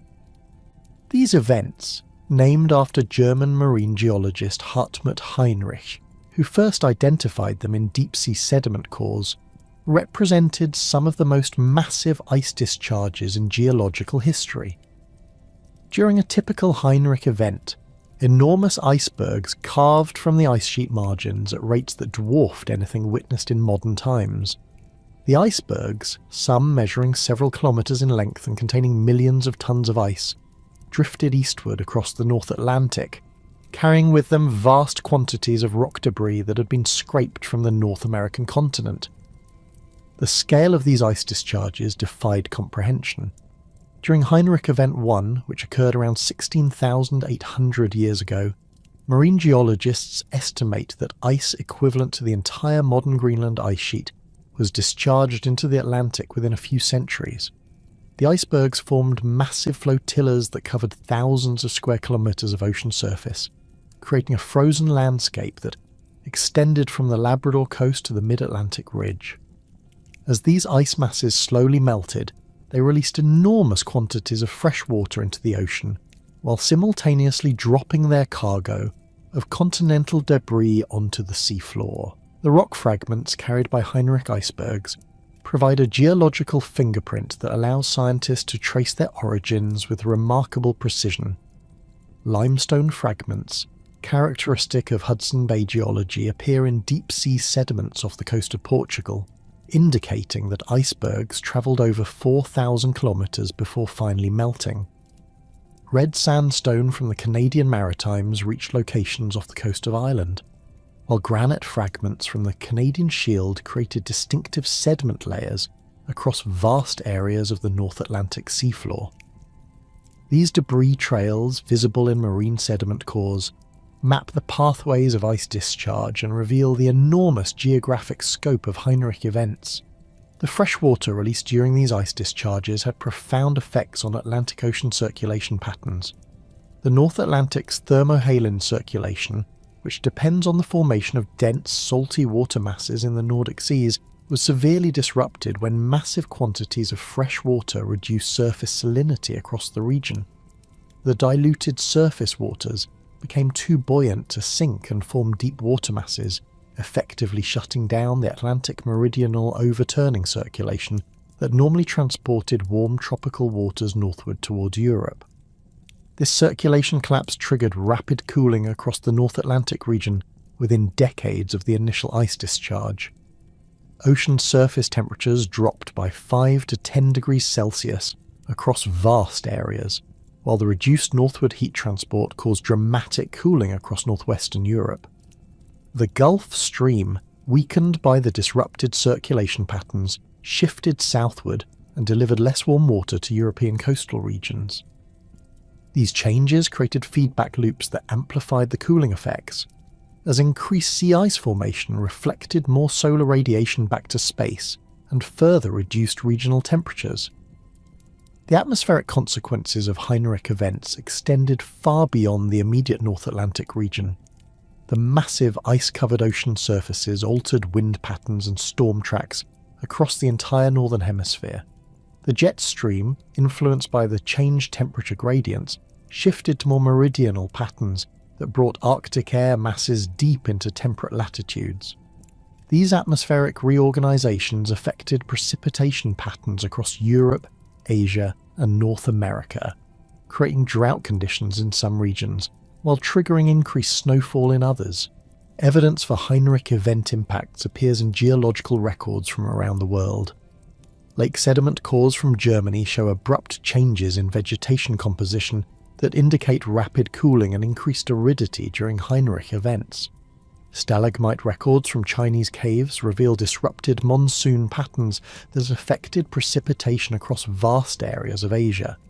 Even tropical regions experienced significant changes, with marine sediment cores from the Caribbean showing evidence of altered ocean temperatures and circulation patterns during North Atlantic ice discharge events. The timing of Heinrich events followed a quasi-periodic pattern that suggests they were triggered by internal ice sheet dynamics rather than external climate forcing. The events occurred roughly every 7,000, 10,000 years during the glacial period, indicating that ice sheet instability developed gradually as the continental ice masses reached critical freshnesses and configurations. Computer models of ice sheet behaviour suggest that Heinrich events resulted from the build-up of unstable ice domes that eventually collapsed under their own weight, triggering massive surges of ice toward the ocean margins. The mechanism driving these ice surges involved complex interactions between ice sheet thickness, basal conditions, and ice flow dynamics. As the Laurentide ice sheet grew thicker over Hudson Bay, the enormous weight compressed the underlying bedrock and created basal conditions that promoted rapid ice flow. When ice thickness reached critical values, the increased pressure at the base caused widespread basal melting that lubricated the ice bedrock interface. This lubrication enabled vast sections of the ice sheet to accelerate rapidly toward the Atlantic margin, creating the massive ice streams that generated Heinrich icebergs. The Hudson Strait, which connected Hudson Bay to the Atlantic Ocean, served as the primary conduit for Heinrich ice discharges. This natural valley, carved by previous glaciations, provided a pathway for ice streams flowing from the interior of the ice sheet toward the ocean. During Heinrich events, ice velocities in Hudson Strait increased from typical values of several meters per year to rates exceeding 1,000 meters per year. This dramatic acceleration created ice streams that transported enormous volumes of ice from the interior of the continent to the Atlantic margin within decades. The collapse of these ice streams had cascading effects on the entire Laurentide ice sheet. As vast quantities of ice were rapidly removed from the Hudson Bay region, the ice sheet's profile became unstable, triggering additional ice flow acceleration and further ice loss. This positive feedback process continued until the ice sheet reached a new equilibrium configuration, with reduced thickness and extent. The total ice loss during major Heinrich events was sufficient to raise global sea level by several meters, though much of this rise was temporary as ice sheets subsequently regrew during the following millennia. Between Heinrich events, the climate system experienced periods of relative stability, punctuated by smaller-scale oscillations that reflected the complex interactions between ice sheets, oceans, and atmosphere. Danskerd-Oeschger cycles, identified in Greenland ice cores, showed rapid temperature fluctuations that occurred every 1,000, 3,000 years throughout the glacial period. These cycles typically began with abrupt warming events that raised Greenland temperatures by 5 to 15 degrees Celsius within decades, followed by gradual cooling that returned conditions to glacial norms over several centuries. The warming phases of Danskerd-Oeschger cycles, known as interstadials, created brief windows of improved climatic conditions across the North Atlantic region. During these periods, ice sheet margins retreated slightly, vegetation communities expanded northward, and human populations could exploit previously inaccessible territories. Archaeological evidence suggests that these interstadial periods provided crucial opportunities for population expansion and cultural exchange between previously isolated communities. The most significant warming event of this period began around 14,700 years ago and marked the onset of the Bolling-Allerod interstadial, a prolonged warming phase that provided temporary relief from full glacial conditions. This warming event, more sustained and intense than previous interstadials, raised temperatures across the North Atlantic region by 7 to 12 degrees Celsius within a few decades. The rapidity of this climate change was extraordinary even by Ice Age standards, with Greenland ice cores showing temperature increases that occurred faster than modern instrumental records can resolve. The Bolling-Allerod warming was triggered by a resumption of Atlantic meridional overturning circulation following the end of Heinrich Event 1, as the massive quantities of fresh water from the ice discharge were gradually mixed into the deep ocean. Surface salinity in the North Atlantic returned to levels that could support deep water formation. The renewed circulation transported warm tropical waters northward, rapidly warming the North Atlantic and triggering widespread ice sheet retreat across the region.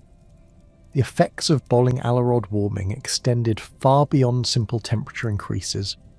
The strengthened Atlantic circulation altered atmospheric circulation patterns, bringing increased precipitation to previously arid regions while reducing moisture delivery to others. The monsoon systems of Africa and Asia strengthened significantly, bringing life-sustaining rains to regions that had experienced severe drought during the full glacial period.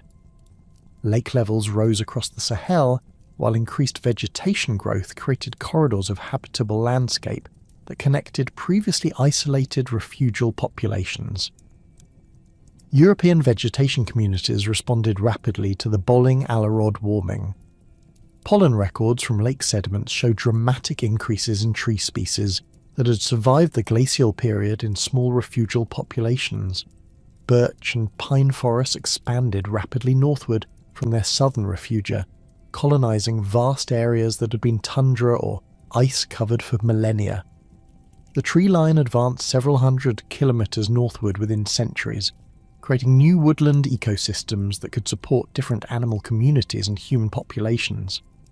The partial retreat of ice sheets during the Bolling-Alerod period opened new territories for human recolonization. The Fennoscandian ice sheet retreated from its maximum extent, exposing areas of southern Scandinavia that had been ice-covered for tens of thousands of years. These newly available territories, while initially barren and rocky, gradually developed soil communities and vegetation that could support human settlement. Archaeological evidence from sites like Brom in Denmark documents the rapid colonization of these deglaciated areas by human populations equipped with specialized technologies for exploiting newly available resources. The recolonization process required significant technological and cultural adaptations. The newly exposed landscapes lacked the established ecosystems and predictable resource bases that characterized the traditional refugial areas. Pioneer human populations needed to develop new hunting strategies, identify edible plant species, locate suitable raw materials for tool production, and establish territorial systems in unfamiliar environments. The success of these colonization efforts demonstrates remarkable adaptive flexibility and cultural innovation capabilities. The Hamburgian culture, which emerged in northern Europe around 14,000 years ago, represents one of the most successful early recolonization efforts. These populations developed specialized technologies for hunting reindeer in the newly available tundra environments of northern Germany and southern Scandinavia. Their tool assemblages included distinctive shouldered points designed for hafting onto arrows or light spears, indicating the development of more sophisticated projectile technologies adapted to hunting in open landscapes. The geographic distribution of Hamburgian sites traces the northward expansion of human populations following the retreating ice margins. Simultaneously, human populations in eastern Siberia were expanding into previously glaciated territories of Alaska and northwestern North America. The Beringian land bridge, still exposed due to low sea levels, provided a continuous pathway for population movement between Asia and North America. Archaeological sites like Bluefish Caves in the Yukon Territory preserve evidence of human occupation during this period, with tool assemblages that show technological continuity with Siberian traditions, while also displaying adaptations to North American environments and resources. The expansion into North America represented one of the most significant human migrations in prehistory. The populations that crossed Beringia encountered a continent populated by megafauna assemblages that had evolved in isolation from human predation for millions of years. Massive herbivores, including American mastodons, giant ground sloths, and enormous bison species, dominated ecosystems across much of the continent.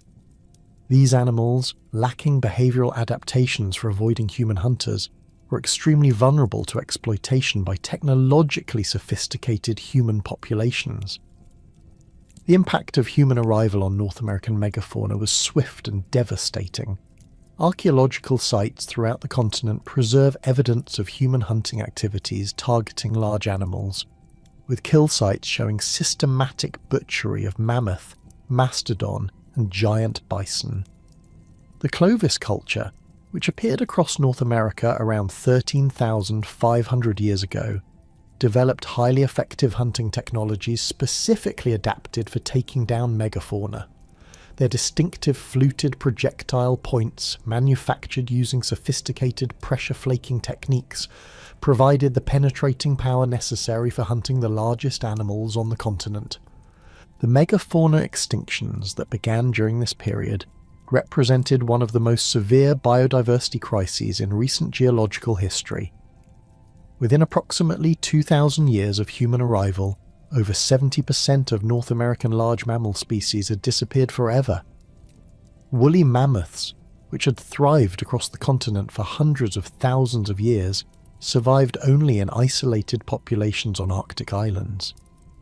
Giant ground sloths, some weighing over 3,000 kilograms, vanished from landscapes they had dominated for millions of years. American cheetahs, short-faced bears, and dire wolves joined the growing list of extinct species that would never again roam the North American landscape. The causes of these extinctions remain debated among scientists, with climate change and human hunting pressure both contributing to the demographic collapse of megafauna populations. The rapid warming of the Bolling-Alarod period altered vegetation communities and disrupted migration routes that many large animals had followed for millennia. However, the correlation between human arrival and extinction timing suggests that hunting pressure was the primary factor driving most species to extinction. The combination of naive prey behavior and highly efficient human hunting technologies created conditions where even large, reproductively slow species could be driven to extinction within centuries. The extinction of megafauna had cascading effects on entire ecosystems.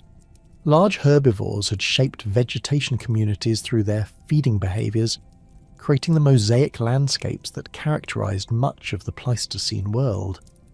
The disappearance of these ecosystem engineers allowed vegetation communities to develop in new directions, with forests expanding into areas that had previously been maintained as grasslands by herbivore grazing. These vegetation changes affected small animal populations and altered fire regimes, soil development patterns, and hydrological systems across vast areas.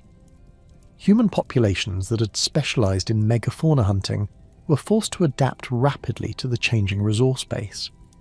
Archaeological sites from the late Pleistocene show evidence of increasing dietary diversification as large game animals became scarce.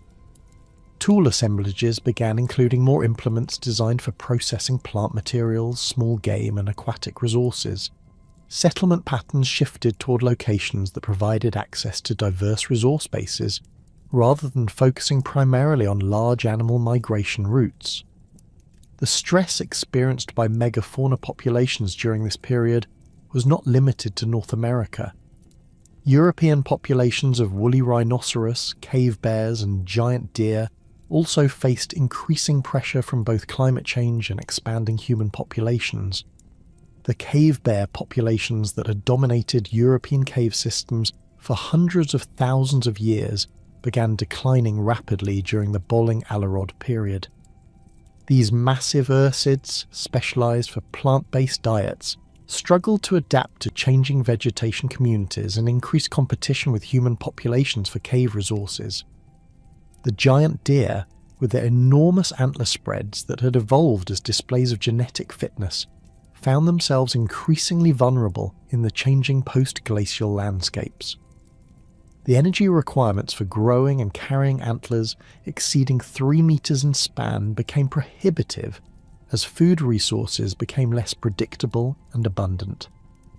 Archaeological sites from this period show evidence of systematic hunting of giant deer by human populations equipped with increasingly sophisticated projectile technologies.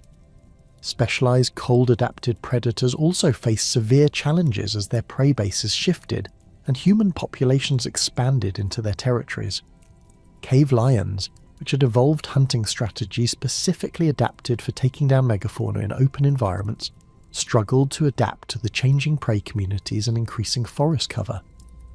Their large body size, which had been advantageous for hunting mammoth and rhinoceros, became a liability as smaller, more agile prey species became dominant in many ecosystems. The spotted hyena populations of Europe, which had thrived by scavenging from both large predator kills and human hunting sites, faced reduced opportunities as megafauna populations declined.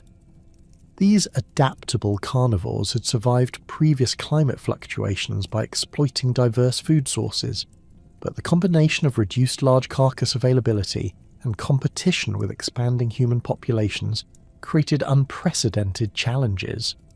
Archaeological evidence suggests that hyena populations began contracting towards southern refugia as their northern territories became dominated by human communities.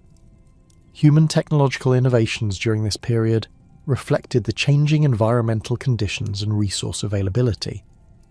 The development of more sophisticated fishing technologies enabled exploitation of aquatic resources that became increasingly important as terrestrial megafauna disappeared.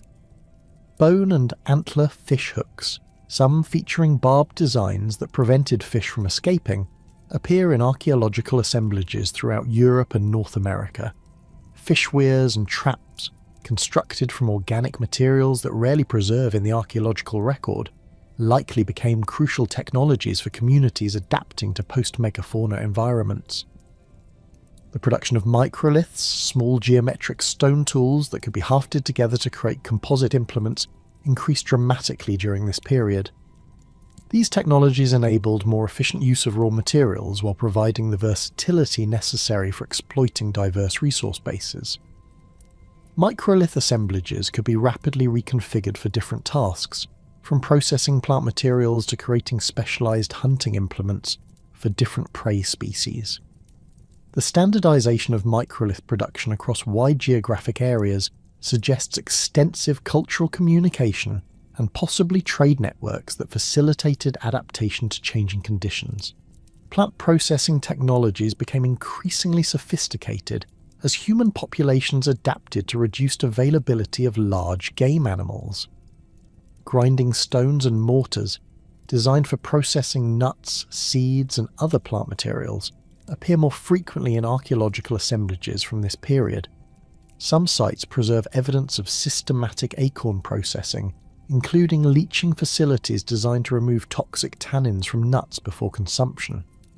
These technologies enabled human populations to exploit plant resources that required extensive processing but provided reliable carbohydrate sources during seasons when animal resources were scarce. The social implications of these technological and environmental changes were profound. Communities that had organized their entire social systems around megafauna hunting were forced to develop new forms of social organization adapted to more diverse subsistence strategies.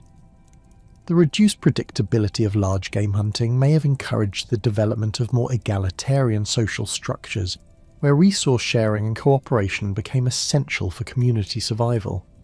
Archaeological evidence suggests that burial practices became less elaborate during this period, possibly reflecting reduced social stratification as communities focused on collective adaptation to changing conditions. The warming trends that had characterized the Bolling-Alerod period came to an abrupt and catastrophic end around 12,900 years ago. Within the span of a few decades, temperatures across the North Atlantic region plummeted back toward full glacial conditions, triggering one of the most dramatic climate reversals in Earth's recent history. This period, known as the Younger Dryas after the Arctic wildflower Dryas octopetala that became dominant across newly frigid landscapes, represented a shocking return to near-glacial conditions that caught both human populations and natural ecosystems completely unprepared for such rapid environmental transformation. The trigger for this climatic catastrophe likely originated from the massive Lake Agassiz, a glacial lake that had formed along the southern margin of the retreating Laurentide ice sheet. This enormous body of water, larger than all the modern Great Lakes combined, had been contained by ice dams that held back approximately 163,000 cubic kilometres of fresh water. As the Bolling-Alerod warming continued melting the ice sheet margins, these natural dams became increasingly unstable. When they finally failed around 12,900 years ago, the resulting flood released more fresh water into the North Atlantic system than any event in recorded geological history. The freshwater pulse from Lake Agassiz's catastrophic drainage fundamentally disrupted the Atlantic meridional overturning circulation that had been driving the Bolling-Alarod warming. The enormous volume of fresh water, estimated at nearly 100 times the annual flow of the Amazon River, spread across the surface of the North Atlantic and dramatically reduced surface water salinity. This diluted surface layer became too buoyant to sink and form the deep water masses that normally drove northward heat transport. Within decades, the Gulf Stream weakened dramatically and shifted southward, cutting off the warm water supply that had been moderating European and North American climates. The collapse of Atlantic circulation triggered a cascade of atmospheric changes that amplified the cooling effects across the entire Northern Hemisphere. Sea ice formation accelerated rapidly across the North Atlantic, creating a feedback loop where increased ice cover reflected more solar radiation back to space, further cooling regional temperatures. The polar front, which had retreated northward during the Bolling-Alarod period, surged southward again, bringing Arctic air masses deep into temperate latitudes. Storm tracks shifted dramatically, altering precipitation patterns and creating drought conditions across regions that had recently experienced increased moisture availability. Temperature reconstructions from Greenland ice cores reveal the extraordinary rapidity of this climate transition. Annual average temperatures dropped by 15 degrees Celsius within a single decade, returning Greenland to conditions colder than those of the last glacial maximum. European temperatures fell by 8 to 12 degrees Celsius across most regions, while North American cooling was similarly severe. These temperature changes occurred so rapidly that individual trees recorded the transition in their annual growth rings, with some specimens showing dramatic growth reductions that began within specific growing seasons. The Fennoscandian ice sheet, which had been retreating steadily during the Bolling-Alarod warming, began advancing again as renewed snowfall accumulated faster than summer melting could remove it. Glaciers that had retreated hundreds of kilometers from their maximum positions began flowing forward again, bulldozing the pioneer vegetation communities that had colonized the recently deglaciated terrain. The ice sheet margins advanced southward across Scandinavia and into the Baltic region, destroying human settlements and forcing populations to abandon territories they had occupied for centuries. In North America, the Laurentide ice sheet stabilized and began limited re-advancement in some sectors, though it never returned to its full glacial maximum extent. The ice sheet's southern margin, which had been retreating northward through the Great Lakes region, stabilized and in some areas advanced southward again. Mountain glaciers throughout the Rocky Mountains and other high-elevation regions began growing rapidly as increased snowfall and reduced summer melting created conditions favourable for ice accumulation.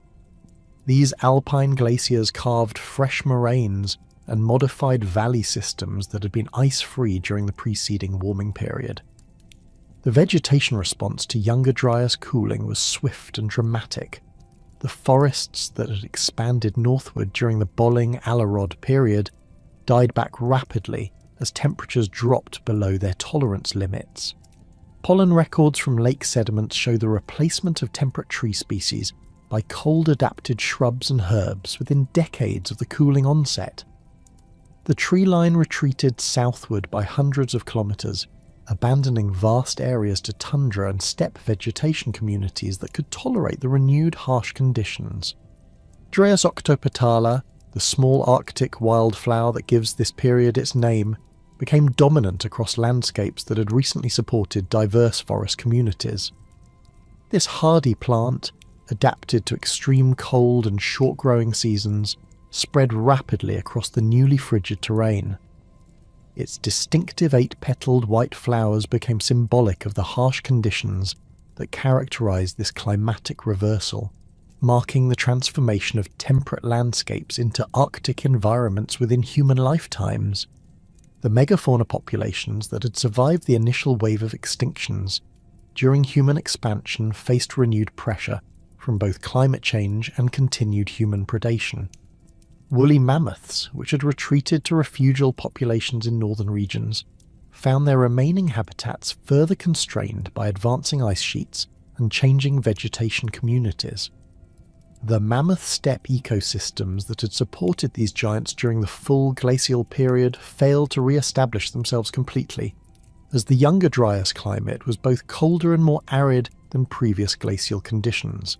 European populations of woolly rhinoceros, already reduced to scattered groups in eastern regions, faced complete habitat loss as steppe environments contracted and human hunting pressure intensified.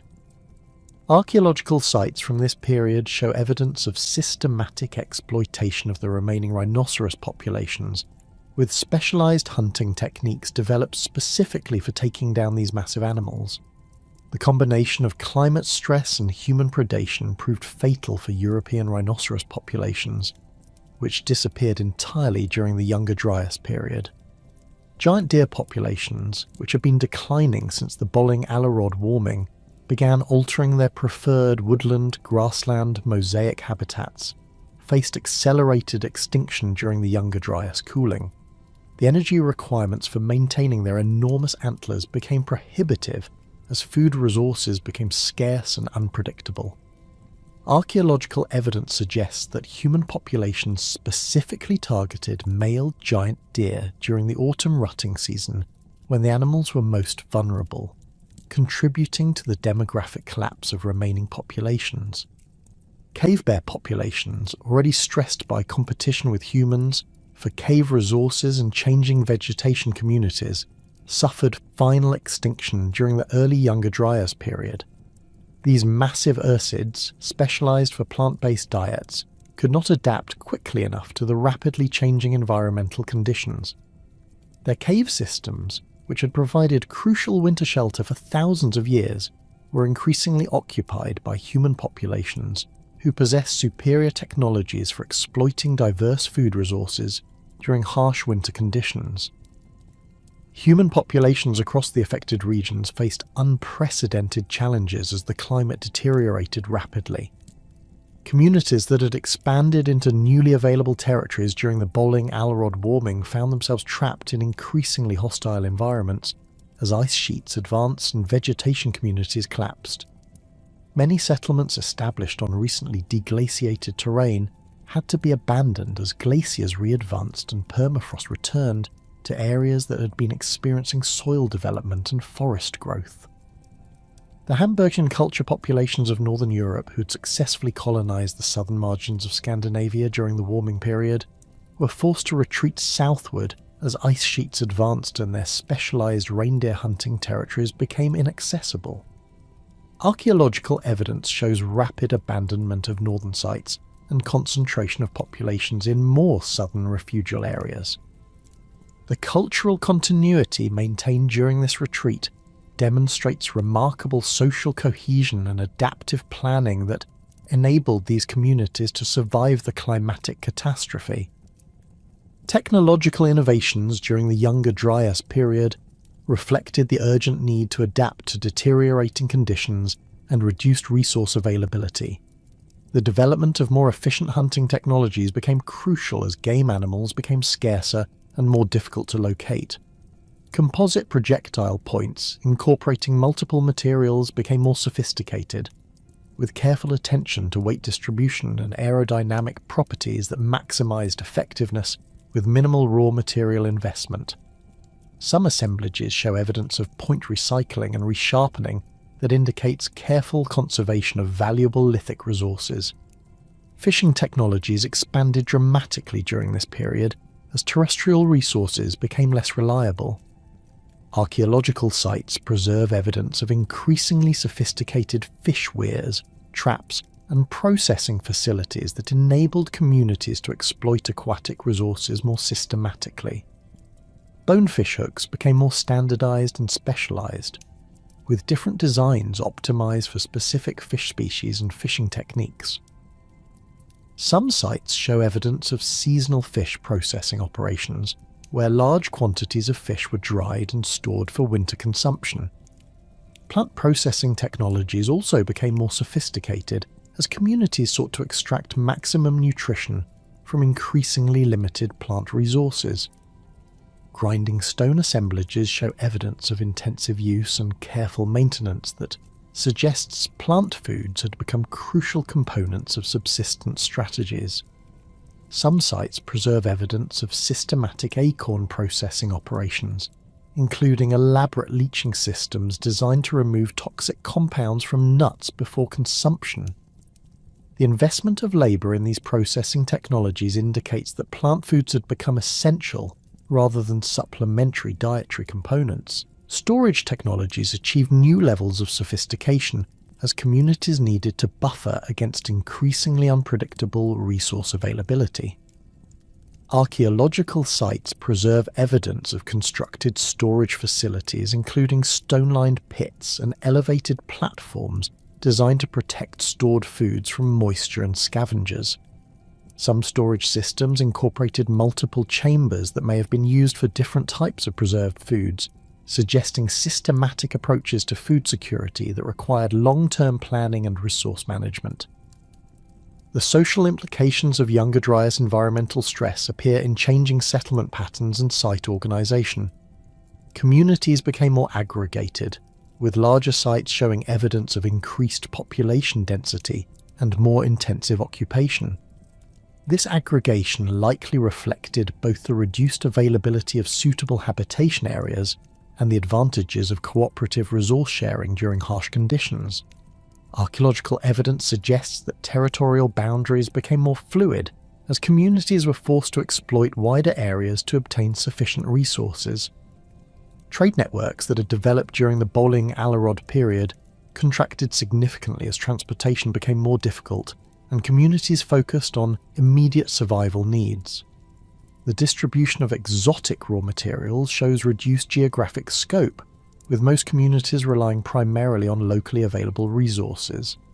However, some high-value materials continue to move across significant distances, suggesting that certain trade relationships were maintained despite the challenging conditions. These persistent exchange networks may have been crucial for obtaining specialized tools and raw materials that were essential for survival in deteriorating environments. Artistic production during the Younger Dryas period shows evidence of both continuity and adaptation to changing conditions. Cave art traditions continued in some regions, though the subject matter shifted to emphasize animals that remained available rather than the megafauna species that were disappearing. Portable art objects became smaller and more standardized, possibly reflecting the need for mobility and the reduced availability of raw materials. Some artistic traditions show evidence of increased symbolic complexity, possibly reflecting the development of more sophisticated communication systems needed to coordinate survival strategies across scattered communities. Burial practices during this period show evidence of both continuity with earlier traditions and adaptations to changing social conditions. Some sites preserve evidence of increasingly elaborate mortuary treatments that may reflect attempts to maintain social cohesion and cultural identity during times of extreme stress. However, other sites show simplified burial practices that suggest communities were focusing their energy and resources on immediate survival needs, rather than elaborate ceremonial activities. The Younger Dryas period also witnessed the emergence of new cultural traditions that would prove crucial for human survival and eventual expansion. In the Levant, the Natufian culture began developing during the later Younger Dryas period, representing a crucial transition towards sedentary lifestyles and intensive resource exploitation. These communities established permanent settlements around reliable resource concentrations, particularly stands of wild cereals that could be harvested systematically. The Natufian settlements at sites like Ain Malaha and Wadi Hameh 27 preserve evidence of substantial stone architecture and storage facilities that indicate year-round occupation and systematic food production activities. Natufian technology included specialized harvesting tools designed for efficient collection of wild cereal grains. Sickle blades with distinctive silica polish from cutting grass stems appear in large numbers at Natufian sites, along with grinding stones and mortars designed for processing harvested grains. These technological innovations enabled systematic exploitation of wild plant resources on scales that approached agricultural production, though true domestication had not yet occurred. The investment in specialized plant processing equipment indicates that these communities had made fundamental commitments to intensive plant exploitation that distinguished them from earlier hunter-gatherer traditions. The social organization of Natufian communities shows evidence of increased complexity and hierarchy that may have emerged from the need to coordinate intensive resource exploitation activities. Some sites preserve evidence of differential burial treatments and house sizes that suggest emerging social stratification. The coordination required for systematic harvesting, processing, and storage of wild cereals may have necessitated more complex decision-making structures and resource allocation systems than those found in earlier hunter-gatherer societies. As the Younger Dryas period continued, human populations demonstrated remarkable resilience and adaptive capability in the face of deteriorating environmental conditions. The technological innovations, social adaptations, and cultural developments that emerged during this crisis period would prove crucial for human survival and eventual expansion as climate conditions began to improve. The foundations for agricultural development, permanent settlement, and complex social organization were being laid even as communities struggled to survive in one of the most challenging climatic periods in recent human history. The abrupt termination of the Younger Dryas occurred with the same shocking rapidity that had characterized its onset. Around 11,700 years ago, temperatures across the North Atlantic region began rising at rates that exceeded even the dramatic warming of the Bolling-Alerod period.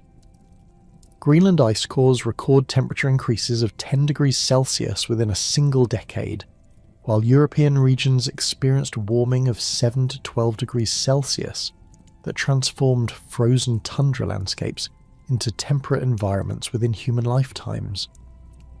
This final deglaciation represented not merely another climate oscillation, but the definitive end of the Pleistocene Ice Age and the beginning of the Holocene epoch that continues today. The trigger for this ultimate warming appears to have been a resumption of Atlantic meridional overturning circulation, as the fresh water from the Younger Dryas meltwater pulse was gradually absorbed into the deep ocean system. Once surface salinity in the North Atlantic returned to levels that could support deep water formation, the circulation system re-established itself with remarkable vigour. The renewed northward transport of warm tropical waters rapidly melted the sea ice that had accumulated during the Younger Dryas, creating positive feedback loops that accelerated the warming process. Within decades, the Gulf Stream had returned to its full strength and was delivering unprecedented quantities of heat to European and North American coastal regions. The Laurentide ice sheet, already weakened by millennia of gradual ablation and the dramatic fluctuations of the preceding period, began experiencing catastrophic collapse across multiple sectors simultaneously. The ice sheet's southern margins, which had stabilized during the Younger Dryas, resumed their northward retreat at accelerated rates. Ice streams flowing through the Great Lakes region accelerated dramatically as rising temperatures and increased precipitation created conditions that promoted rapid ice flow. The massive ice lobes that had occupied the Lake Superior and Lake Michigan basins began retreating at rates exceeding several hundred meters per year, leaving behind the distinctive glacial landforms that characterized the modern Great Lakes region. The collapse of ice dams that had contained vast glacial lakes triggered some of the largest floods in Earth's history. Lake Missoula, impounded behind ice dams in western Montana, burst catastrophically when rising temperatures weakened the glacial barriers. The resulting Missoula floods carved the distinctive channeled scablands of eastern Washington, where massive volumes of water moving at velocities exceeding 100 kilometers per hour stripped away hundreds of meters of sediment and bedrock.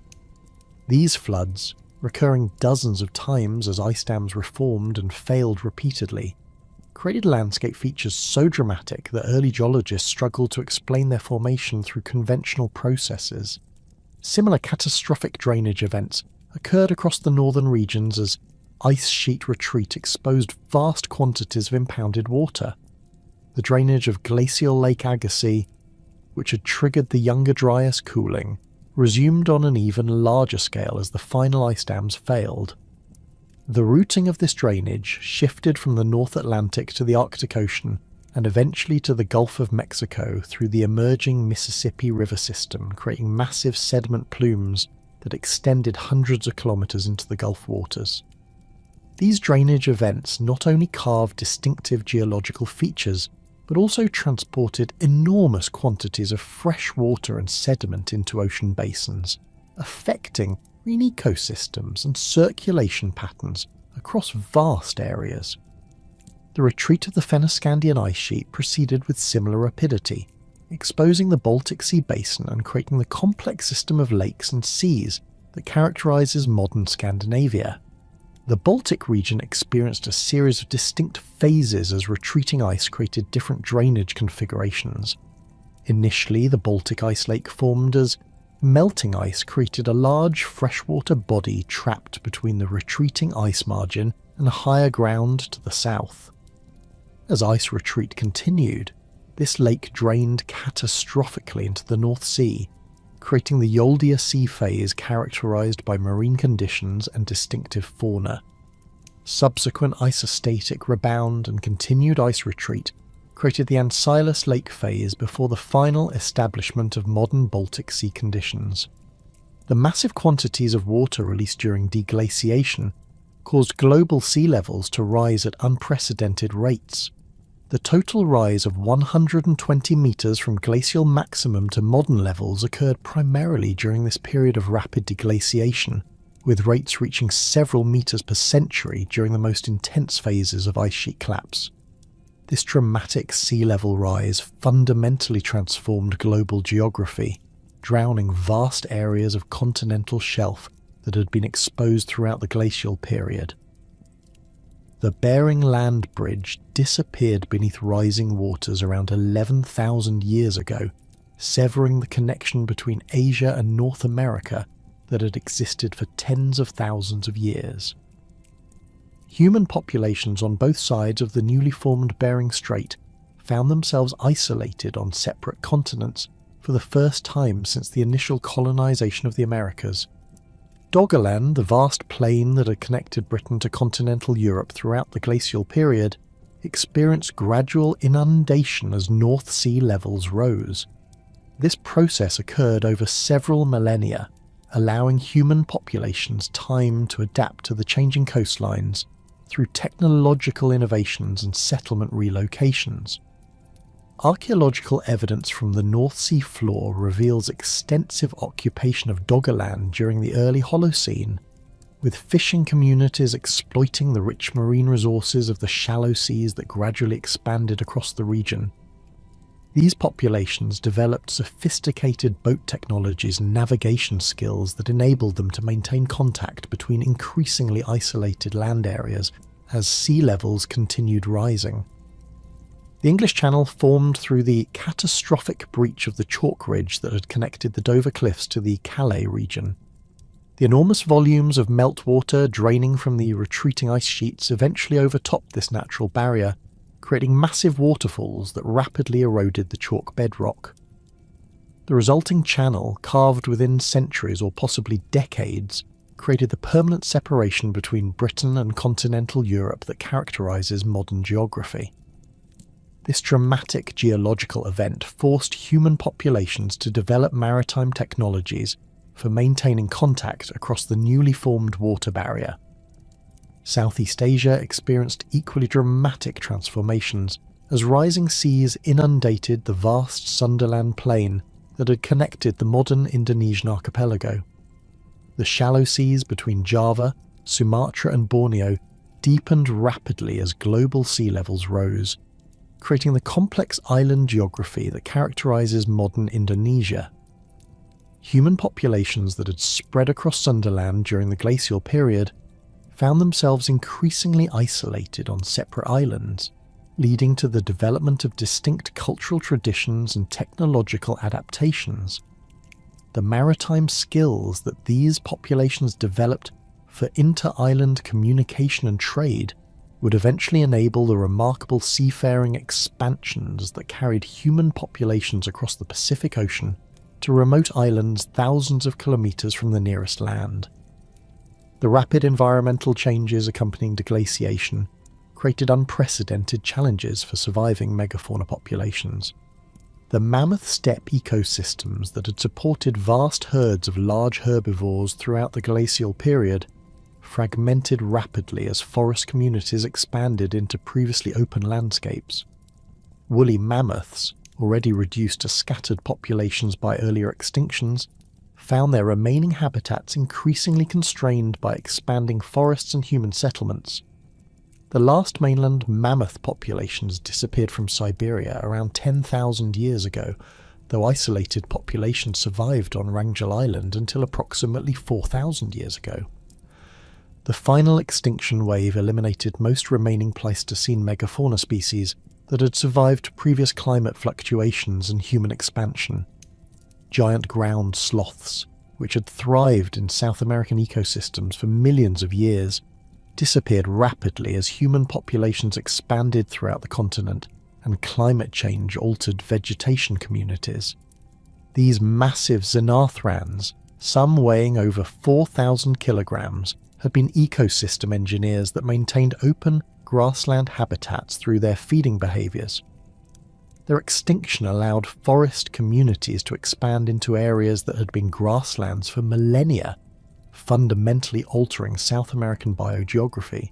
European cave bears, which had already suffered severe population declines during the Younger Dryas, became completely extinct during the early Holocene, as their specialized cave habitats were increasingly occupied by expanding human populations.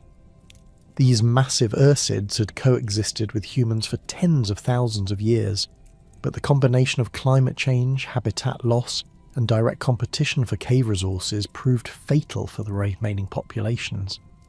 Their extinction marked the end of one of Europe's most distinctive Pleistocene species and eliminated a major component of European cave ecosystems. The disappearance of megafauna had cascading effects on vegetation communities and ecosystem structure across all continents. Large herbivores had maintained grassland and savanna ecosystems through their grazing activities, preventing forest encroachment and maintaining habitat diversity.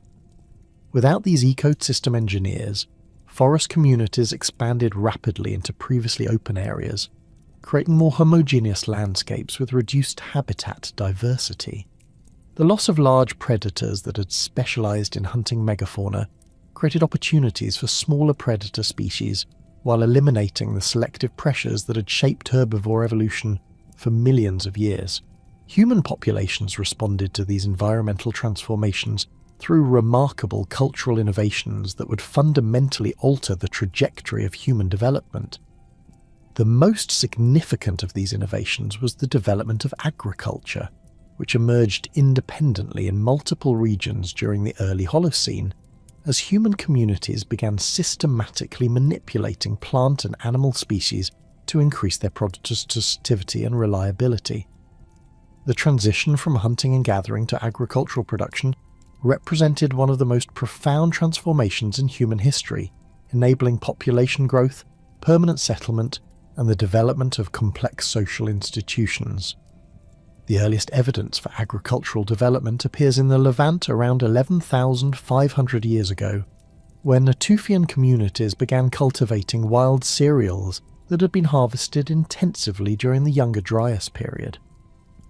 The pre-pottery Neolithic settlements at sites like Jericho and Netiv Hagdud preserve evidence of systematic cultivation of emmer wheat, einkorn wheat, and barley. These early farmers developed specialized tools for land preparation, planting and harvesting that enabled much more intensive production than had been possible through gathering wild plants. Storage facilities at these sites could hold tons of processed grain, indicating production levels that far exceeded immediate consumption needs. The domestication process involved subtle but crucial genetic changes in cultivated plants that made them more suitable for human use. while simultaneously making them dependent on human care for survival. Wild cereals possess shattering seed heads that disperse seeds naturally when ripe, but early farmers selected for plants with non-shattering heads that retained their seeds until harvesting. This selection process, occurring over many generations of cultivation, created domesticated varieties that could not survive without human intervention, but produced much larger and more reliable harvests than their wild ancestors. Animal domestication began simultaneously with plant cultivation as human communities started managing wild animal populations more intensively. The earliest domesticated animals were dogs, which had been selectively bred from wolf populations during the late Pleistocene. However, the early Holocene witnessed the domestication of sheep, goats, cattle, and pigs in various regions as human communities developed systematic animal husbandry practices. These domesticated animals provided reliable sources of meat, milk, hides, and other materials, while also serving as living storage systems that could convert inedible plant materials into valuable protein sources.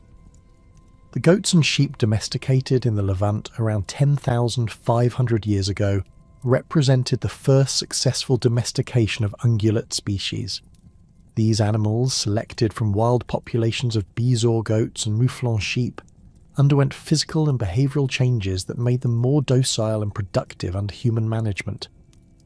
Domesticated goats developed longer hair and different horn configurations than their wild ancestors, while sheep developed woolly coats that provided valuable fibre for textile production. The management of these herds required sophisticated understanding of animal behaviour, seasonal grazing patterns, and breeding strategies that represented major advances in biological knowledge. Agricultural communities developed increasingly complex social organisations to coordinate the labour-intensive activities required for successful farming. The seasonal demands of agriculture, from land preparation through harvesting and storage, required careful planning and coordinated effort from multiple individuals. This coordination necessitated new forms of social organisation, including specialised roles, leadership structures, and resource allocation systems that differed fundamentally from the more egalitarian organisations of hunter-gatherer societies. Archaeological evidence from early agricultural settlements shows increasing social differentiation, including differential house sizes, burial treatments, and access to exotic materials. The Çatalhöyük settlement in central Anatolia, occupied from approximately 9,400 to 8,000 years ago, represents one of the most remarkable early agricultural communities. This site, covering 13 hectares and housing an estimated 8,000 people, consisted of densely packed rectangular houses constructed from mud brick and timber. The houses were accessed through openings in their roofs, with movement between structures occurring across flat rooftops that served as the community's primary circulation system. This unique architectural arrangement created a highly integrated community where individual households maintained privacy while participating in complex social networks. The interior organisation of Çatalhöyük houses reveals sophisticated understanding of space utilisation and symbolic organisation. Each house contained multiple rooms, including sleeping areas, storage facilities, and workspaces arranged around central hearths that provided heating and cooking facilities. The walls were decorated with elaborate paintings depicting hunting scenes, geometric patterns, and symbolic representations that indicate complex belief systems and artistic traditions. Some rooms contained platforms and installations that appear to have served ceremonial functions, suggesting that religious activities were integrated into domestic life. The economic organisation of Çatalhöyük involved specialised production activities, including obsidian tool manufacturing, textile production, and ceramic manufacture. The community's location near obsidian sources in the Cappadocian volcanic region enabled large-scale tool production that supplied communities throughout the eastern Mediterranean. Archaeological evidence shows standardised production techniques and quality control measures that indicate systematic craft specialisation. The distribution of obsidian tools from Catalhoyuk extends over 1,000 kilometres, demonstrating the development of long-distance trade networks that connected early agricultural communities across vast distances. Similar agricultural developments occurred independently in other regions, as local human populations adapted cultivation techniques to their specific environmental conditions and available plant species. In China, rice cultivation began in the Yangtze River Valley around 9,000 years ago, as communities started managing wild rice populations more intensively. The earliest evidence comes from sites like Huahukiao and Shangshan, where archaeological deposits preserve rice remains showing gradual morphological changes indicating increasing human selection pressure. Chinese agricultural communities also domesticated millet in northern regions, creating agricultural systems adapted to different climatic conditions and soil types. The development of rice agriculture required sophisticated water management techniques, including irrigation systems, terracing, and flood control measures. Early rice farmers developed methods for creating artificial wetlands that could maintain optimal water levels throughout the growing season while preventing soil erosion and nutrient loss. These water management systems required coordinated community effort and long-term planning that necessitated complex social organizations and technical knowledge systems. The success of rice agriculture enabled population densities that far exceeded those possible through hunting and gathering, creating the demographic foundation for the complex civilizations that would emerge in China. Maize agriculture developed in Mesoamerica around 9,000 years ago through the domestication of teosinte, a wild grass that bears little resemblance to modern corn. The transformation of teosinte into maize required thousands of years of selective breeding that dramatically altered plant architecture, seed production, and nutritional content. Early maize farmers in the Balsas River Valley of Mexico developed cultivation techniques that enabled this relatively unproductive wild plant to become one of the world's most important food crops. The domestication process involves selecting for plants with larger seeds, non-shattering seed heads, and synchronous ripening that made harvesting more efficient. The spread of maize agriculture throughout the Americas required adaptation to diverse environmental conditions, from tropical lowlands to high-altitude mountain valleys. Different varieties of maize were developed for specific climatic conditions, with some adapted to short-growing seasons at high altitudes, while others were optimized for tropical conditions with year-round growing potential. These adaptations enabled maize-based agricultural systems to support human populations across virtually the entire range of environments found in the Americas, from southern Canada to southern Chile. Potato domestication in the Andes around 8,000 years ago created another crucial agricultural system adapted to high-altitude environments. The wild potato species of the Andes were highly toxic and required sophisticated processing techniques to remove harmful alkaloids before consumption. Early Andean farmers developed freeze-drying techniques that utilized the extreme temperature fluctuations of high-altitude environments to create preserved potato products that could be stored for years. These preservation techniques enabled Andean communities to buffer against crop failures and maintain stable food supplies, despite the challenging environmental conditions of high-altitude agriculture. The technological innovations accompanying agricultural development included advances in tool manufacturing, construction techniques, and material processing that enabled more intensive resource exploitation. Groundstone tools became increasingly common as agricultural communities needed implements for processing large quantities of grain and other plant materials. Grinding stones, mortars, and pestles achieved new levels of sophistication with carefully shaped working surfaces that maximized processing efficiency. Some grinding installations were permanently constructed features that served entire communities and required coordinated maintenance and operation. Ceramic technology developed rapidly in agricultural communities as the need for storage, cooking, and serving vessels increased dramatically. The earliest pottery appears in China around 20,000 years ago, but ceramic production became widespread only with the development of agricultural settlements that required large-scale food storage and processing capabilities.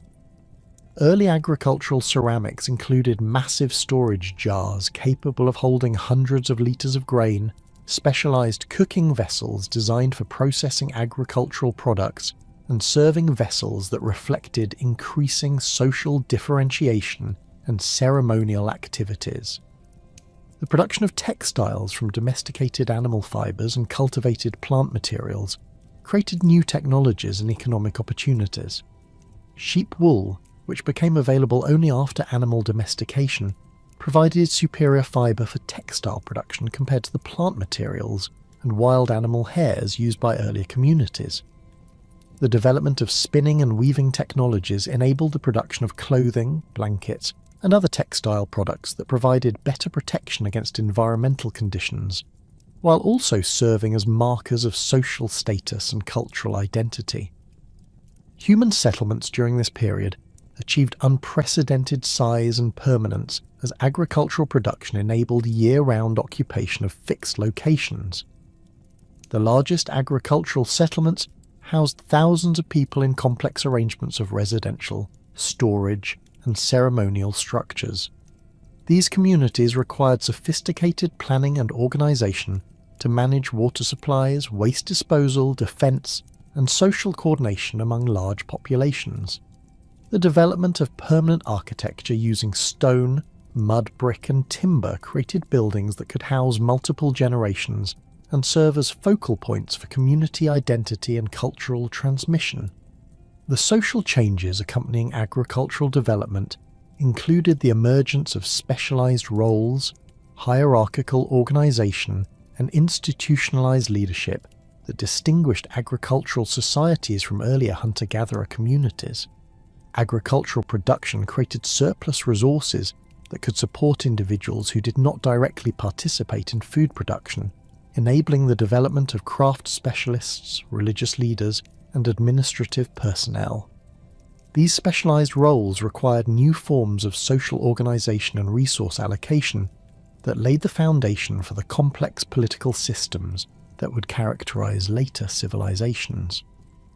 The retreat of the great ice sheets marked not merely the end of a climatic epoch, but the beginning of an extraordinary period of scientific discovery that would eventually reveal the detailed history of our planet's most recent ice age. As agricultural societies flourished and human populations expanded across newly available territories, the geological evidence of the Pleistocene remained locked in ice, sediment, and stone, waiting for future generations to develop the technologies necessary to decode these ancient environmental archives. The legacy of the last ice age extends far beyond its immediate effects on human evolution and migration, creating a vast repository of climate data that modern scientists have only recently learned to interpret with precision. The most remarkable preservation of ice age conditions occurs in the massive ice sheets of Greenland and Antarctica, where annual snow accumulation has created layer upon layer of compressed ice extending back hundreds of thousands of years. These ice cores function as frozen libraries, preserving detailed records of atmospheric composition, temperature fluctuations, volcanic eruptions, and even seasonal weather patterns from throughout the Pleistocene period. The Greenland Ice Sheet Project 2, completed in 1993, extracted ice cores reaching depths of 3,053 metres, providing annual resolution climate data extending back 110,000 years. Each layer in these cores contains microscopic air bubbles that preserve samples of ancient atmosphere, enabling scientists to measure prehistoric concentrations of carbon dioxide, methane, and other greenhouse gases with extraordinary precision. The analysis of these atmospheric samples has revealed that carbon dioxide levels during the last glacial maximum reached approximately 180 parts per million, compared to pre-industrial levels of 280 parts per million and current concentrations exceeding 420 parts per million. The ice cores also preserve evidence of massive volcanic eruptions, including the Toba supervolcano, through elevated sulfuric acid concentrations that correspond precisely with geological evidence from the eruption site. Microscopic dust particles trapped in the ice provide information about wind patterns, storm intensity, and the geographic sources of atmospheric dust during different climatic periods. The isotopic composition of ice core samples enables reconstruction of past temperatures with remarkable accuracy. The ratio of heavy oxygen isotopes to normal oxygen in ancient ice reflects the temperature conditions when the original snow fell, creating a thermometer that extends back through multiple glacial cycles. These temperature reconstructions reveal that Greenland experienced temperature fluctuations of 15 to 20 degrees Celsius during Danskod-Østgir cycles, with some transitions occurring within single decades. The rapidity of these climate changes, documented with annual precision in ice cores, demonstrates that Earth's climate system can shift between dramatically different states far more quickly than previously imagined. Marine sediment cores extracted from ocean floors worldwide provide complementary records of Ice Age conditions through the microscopic remains of marine organisms that responded to changing ocean temperatures and chemistry. Foraminifera, tiny marine protozoans with calcium carbonate shells, preserve isotopic signatures that reflect both ocean temperature and global ice volume when they were alive.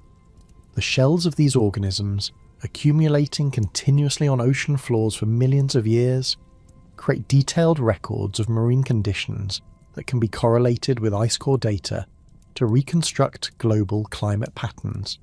The most comprehensive marine climate record comes from the Ocean Drilling Program, which has extracted sediment cores from all major ocean basins.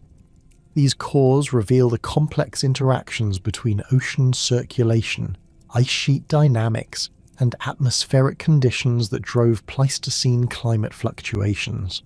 Heinrich events appear in North Atlantic sediment cores as distinctive layers of ice-rafted debris that document the massive iceberg discharges from the Laurentide ice sheet. The geographic distribution of these debris layers maps the pathways of Heinrich icebergs and reveals the enormous scale of ice sheet instability during the last glacial period. Coral reefs provide another crucial source of Ice Age climate data through their sensitivity to sea level and temperature changes. Fossil coral reefs exposed on modern coastlines document past sea levels with meter-scale precision, revealing the timing and magnitude of ice sheet growth and retreat. The Huon Peninsula in Papua New Guinea contains a spectacular sequence of uplifted coral terraces that record sea level fluctuations over the past 140,000 years. Each terrace represents a period of stable sea level when coral reefs could grow, while the elevation differences between terraces document the magnitude of sea level changes associated with glacial cycles. Uranium-thorium dating of fossil corals enables precise age determination for these sea level markers, creating a detailed chronology of ice sheet fluctuations. The coral record reveals that sea level rose approximately 120 meters from the last glacial maximum to modern levels, with most of this rise occurring between 19,000 and 7,000 years ago during the period of major ice sheet collapse. The coral data also document rapid sea level fluctuations during the last interglacial period, when sea levels reached 9 meters above present levels due to partial collapse of the Greenland and Antarctic ice sheets. Lake sediment cores from around the world preserve detailed records of terrestrial climate changes through pollen assemblages, chemical compositions, and physical characteristics that reflect local environmental conditions. The pollen grains preserved in lake sediments document vegetation changes with extraordinary detail, enabling reconstruction of past temperature and precipitation patterns across entire continents. The European Pollen Database, compiled from hundreds of lake sites, reveals the complex patterns of vegetation migration that occurred as ice sheets advanced and retreated across the continent. These pollen records demonstrate that plant communities did not simply migrate northward and southward as coherent units during climate changes. Instead, individual species responded independently to changing conditions, creating novel plant associations that have no modern analogues. During the last glacial maximum, much of Central Europe supported steppe tundra vegetation dominated by herbs and grasses, with scattered populations of cold-adapted trees surviving in favourable microenvironments. The rapidity of vegetation changes during deglaciation reveals that plant communities can reorganise completely within centuries when climate conditions change sufficiently. Speleothems, the calcium carbonate formations found in caves worldwide, provide high-resolution records of past precipitation and temperature through their chemical composition and growth patterns. Stalagmites and stalactites grow continuously over thousands of years, incorporating trace elements and isotopes that reflect the chemical composition of groundwater, percolating through cave systems. The growth rates of speleothems vary with temperature and precipitation, creating annual growth bands similar to tree rings that enable precise dating of climate events. Chinese cave records from sites like Hulu Cave and Dongge Cave document Asian monsoon variability over the past 200,000 years with sub-annual resolution. These records reveal that monsoon strength fluctuated dramatically during glacial periods, with Heinrich events in the North Atlantic triggering weakened monsoons across Asia within decades. The synchronization of climate changes between the North Atlantic and Asian monsoon systems demonstrates the global connectivity of Ice Age climate fluctuations and the rapid transmission of climate signals between different regions. The genetic legacy of Ice Age population bottlenecks and migrations remains embedded in the DNA of modern human populations, providing crucial information about prehistoric demographic events and population movements. Mitochondrial DNA, inherited exclusively through maternal lineages, preserves signatures of the population expansions that occurred as humans colonized different continents during the Pleistocene. The relatively low genetic diversity in non-African populations reflects the small founding groups that established human populations outside Africa, while the geographic distribution of genetic lineages traces the pathways of ancient migrations. Recent advances in ancient DNA extraction have enabled direct analysis of genetic material from Ice Age human remains, providing unprecedented insights into prehistoric population structure and interactions. The analysis of Neanderthal genomes from multiple sites across Europe reveals that modern non-African populations carry 3% Neanderthal DNA, documenting interbreeding events that occurred as expanding Homo sapiens populations encountered established Neanderthal communities. These genetic exchanges occurred primarily in the Middle East and Central Asia between 60,000 and 40,000 years ago, with different modern populations carrying distinct sets of Neanderthal genetic variants. Denisovan DNA, first identified from a finger bone discovered in Siberia's Denisova cave, represents another archaic human lineage that contributed genes to modern populations. Denisovan genetic variants are most common in Melanesian and Australian Aboriginal populations, suggesting that interbreeding occurred in Southeast Asia as modern humans expanded toward Australia. Some Denisovan genetic variants appear to provide adaptive advantages in high-altitude environments, with Tibetan populations carrying Denisovan alleles that enhance oxygen metabolism at high elevations. The genetic evidence for Ice Age population bottlenecks extends beyond human populations to include many other species that experience severe demographic contractions during Pleistocene climate fluctuations. Cheetah populations show extremely low genetic diversity that reflects a severe bottleneck approximately 10,000 years ago, possibly related to the megafauna extinctions that eliminated much of their prey base. European bison populations carry genetic signatures of bottlenecks that correlate with Ice Age refugial periods, when populations were confined to small areas of suitable habitat. Modern climate research increasingly relies on Ice Age data to understand natural climate variability and improve predictions of future climate change. The detailed records of past climate fluctuations provide crucial information about climate sensitivity, feedback mechanisms, and the potential for rapid climate transitions under different atmospheric compositions. Ice core data revealing rapid climate changes during the Pleistocene have fundamentally altered scientific understanding of climate system stability and the potential for abrupt climate shifts in response to greenhouse gas emissions.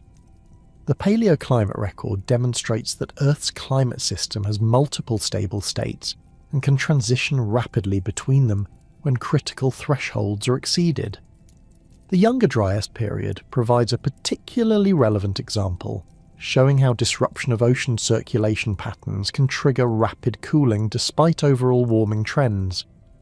Modern climate models incorporate these paleoclimate insights to assess the potential for similar rapid transitions in response to current greenhouse gas emissions and ice sheet melting. Ice Age analogues are particularly valuable for understanding ice sheet behaviour and sea level responses to warming temperatures.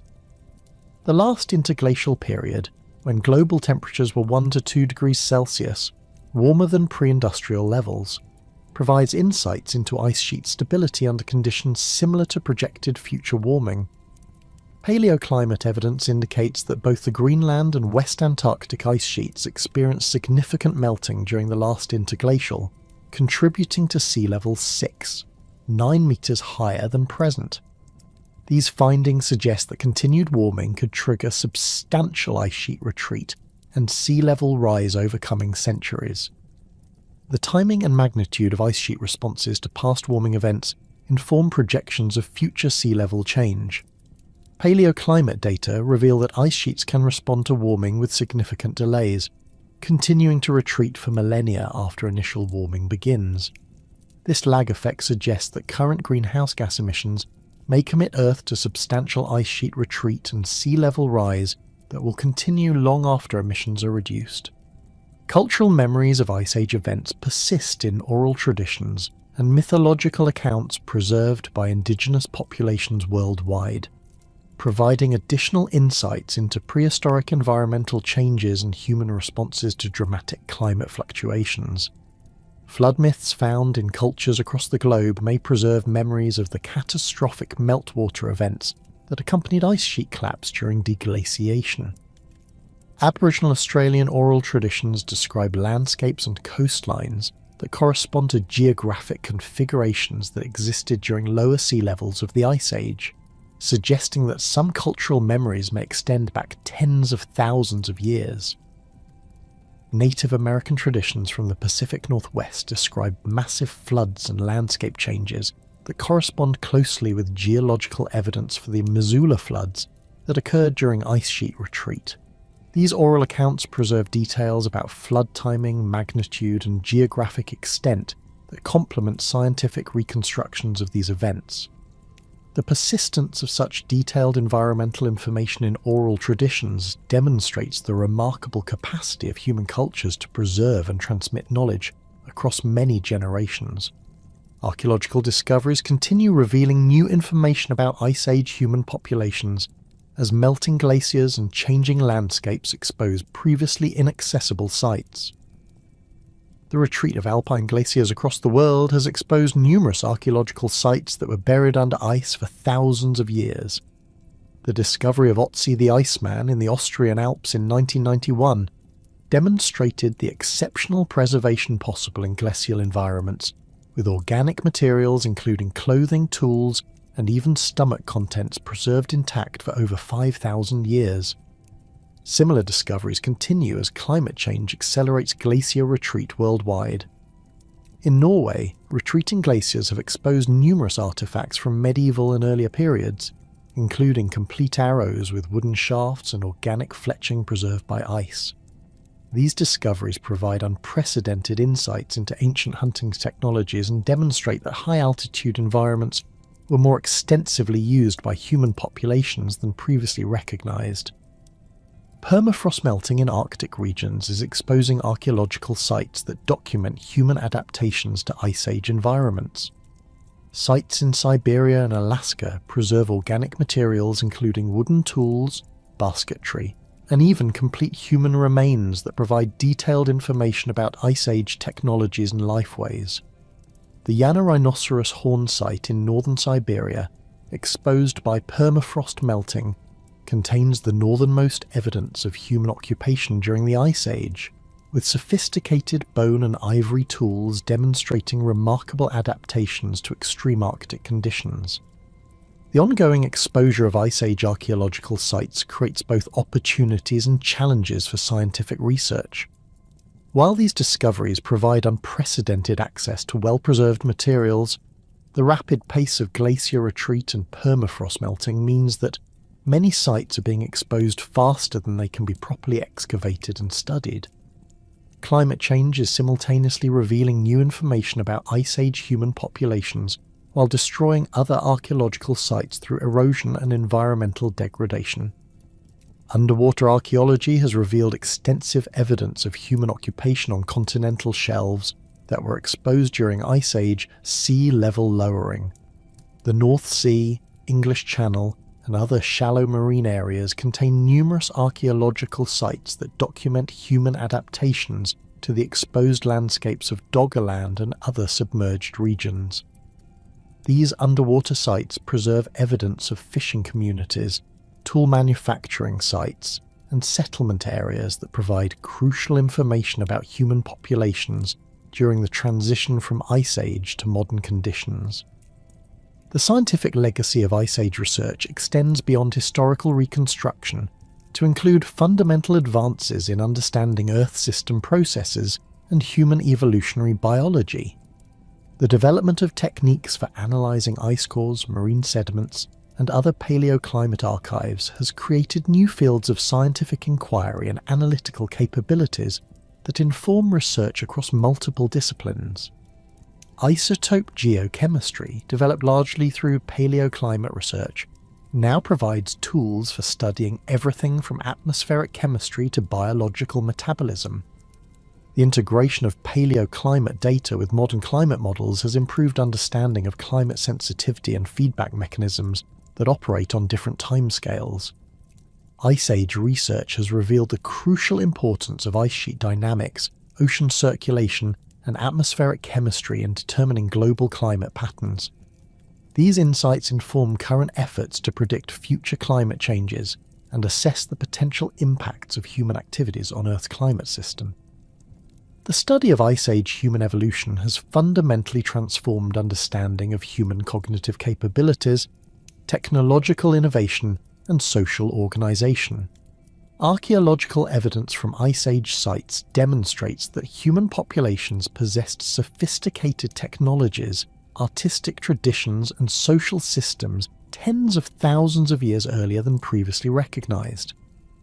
These discoveries have extended the timeline of human cultural evolution and revealed the remarkable adaptability that enabled our species to survive and thrive during one of Earth's most challenging climatic periods. The last Ice Age represents far more than a historical curiosity or academic exercise in environmental reconstruction. The detailed records preserved in ice, sediment, and stone provide crucial insights into Earth system behaviour that inform current efforts to understand and respond to ongoing climate change. The genetic legacy embedded in modern human populations documents the demographic consequences of environmental change and reveals the pathways through which our species colonized the globe. The technological and cultural innovations developed during the Ice Age laid the foundation for agricultural development and the complex civilizations that followed. Perhaps most importantly, the Ice Age record demonstrates both the fragility and resilience of human societies in the face of dramatic environmental change. The populations that survived the Toba catastrophe adapted to the last glacial maximum and thrived during deglaciation, possessed the technological sophistication, social organisation, and adaptive flexibility that enabled them to overcome seemingly insurmountable challenges. Their legacy, preserved in our genes, our archaeological record, and the environmental archives they left behind, provides both inspiration and practical guidance for addressing the environmental challenges that confront modern human societies. The story of the last ice age ultimately reveals the profound interconnectedness of climate, environment, and human society that continues to shape our world today. Understanding this legacy provides crucial perspective on humanity's relationship with Earth's climate system and the potential consequences of our ongoing modification of atmospheric composition. The Ice Age record serves as both a testament to human adaptability and a warning about the potential for rapid, dramatic environmental changes that can fundamentally alter the conditions for human civilization. In studying our Ice Age past, we gain essential insights for navigating our climatic future,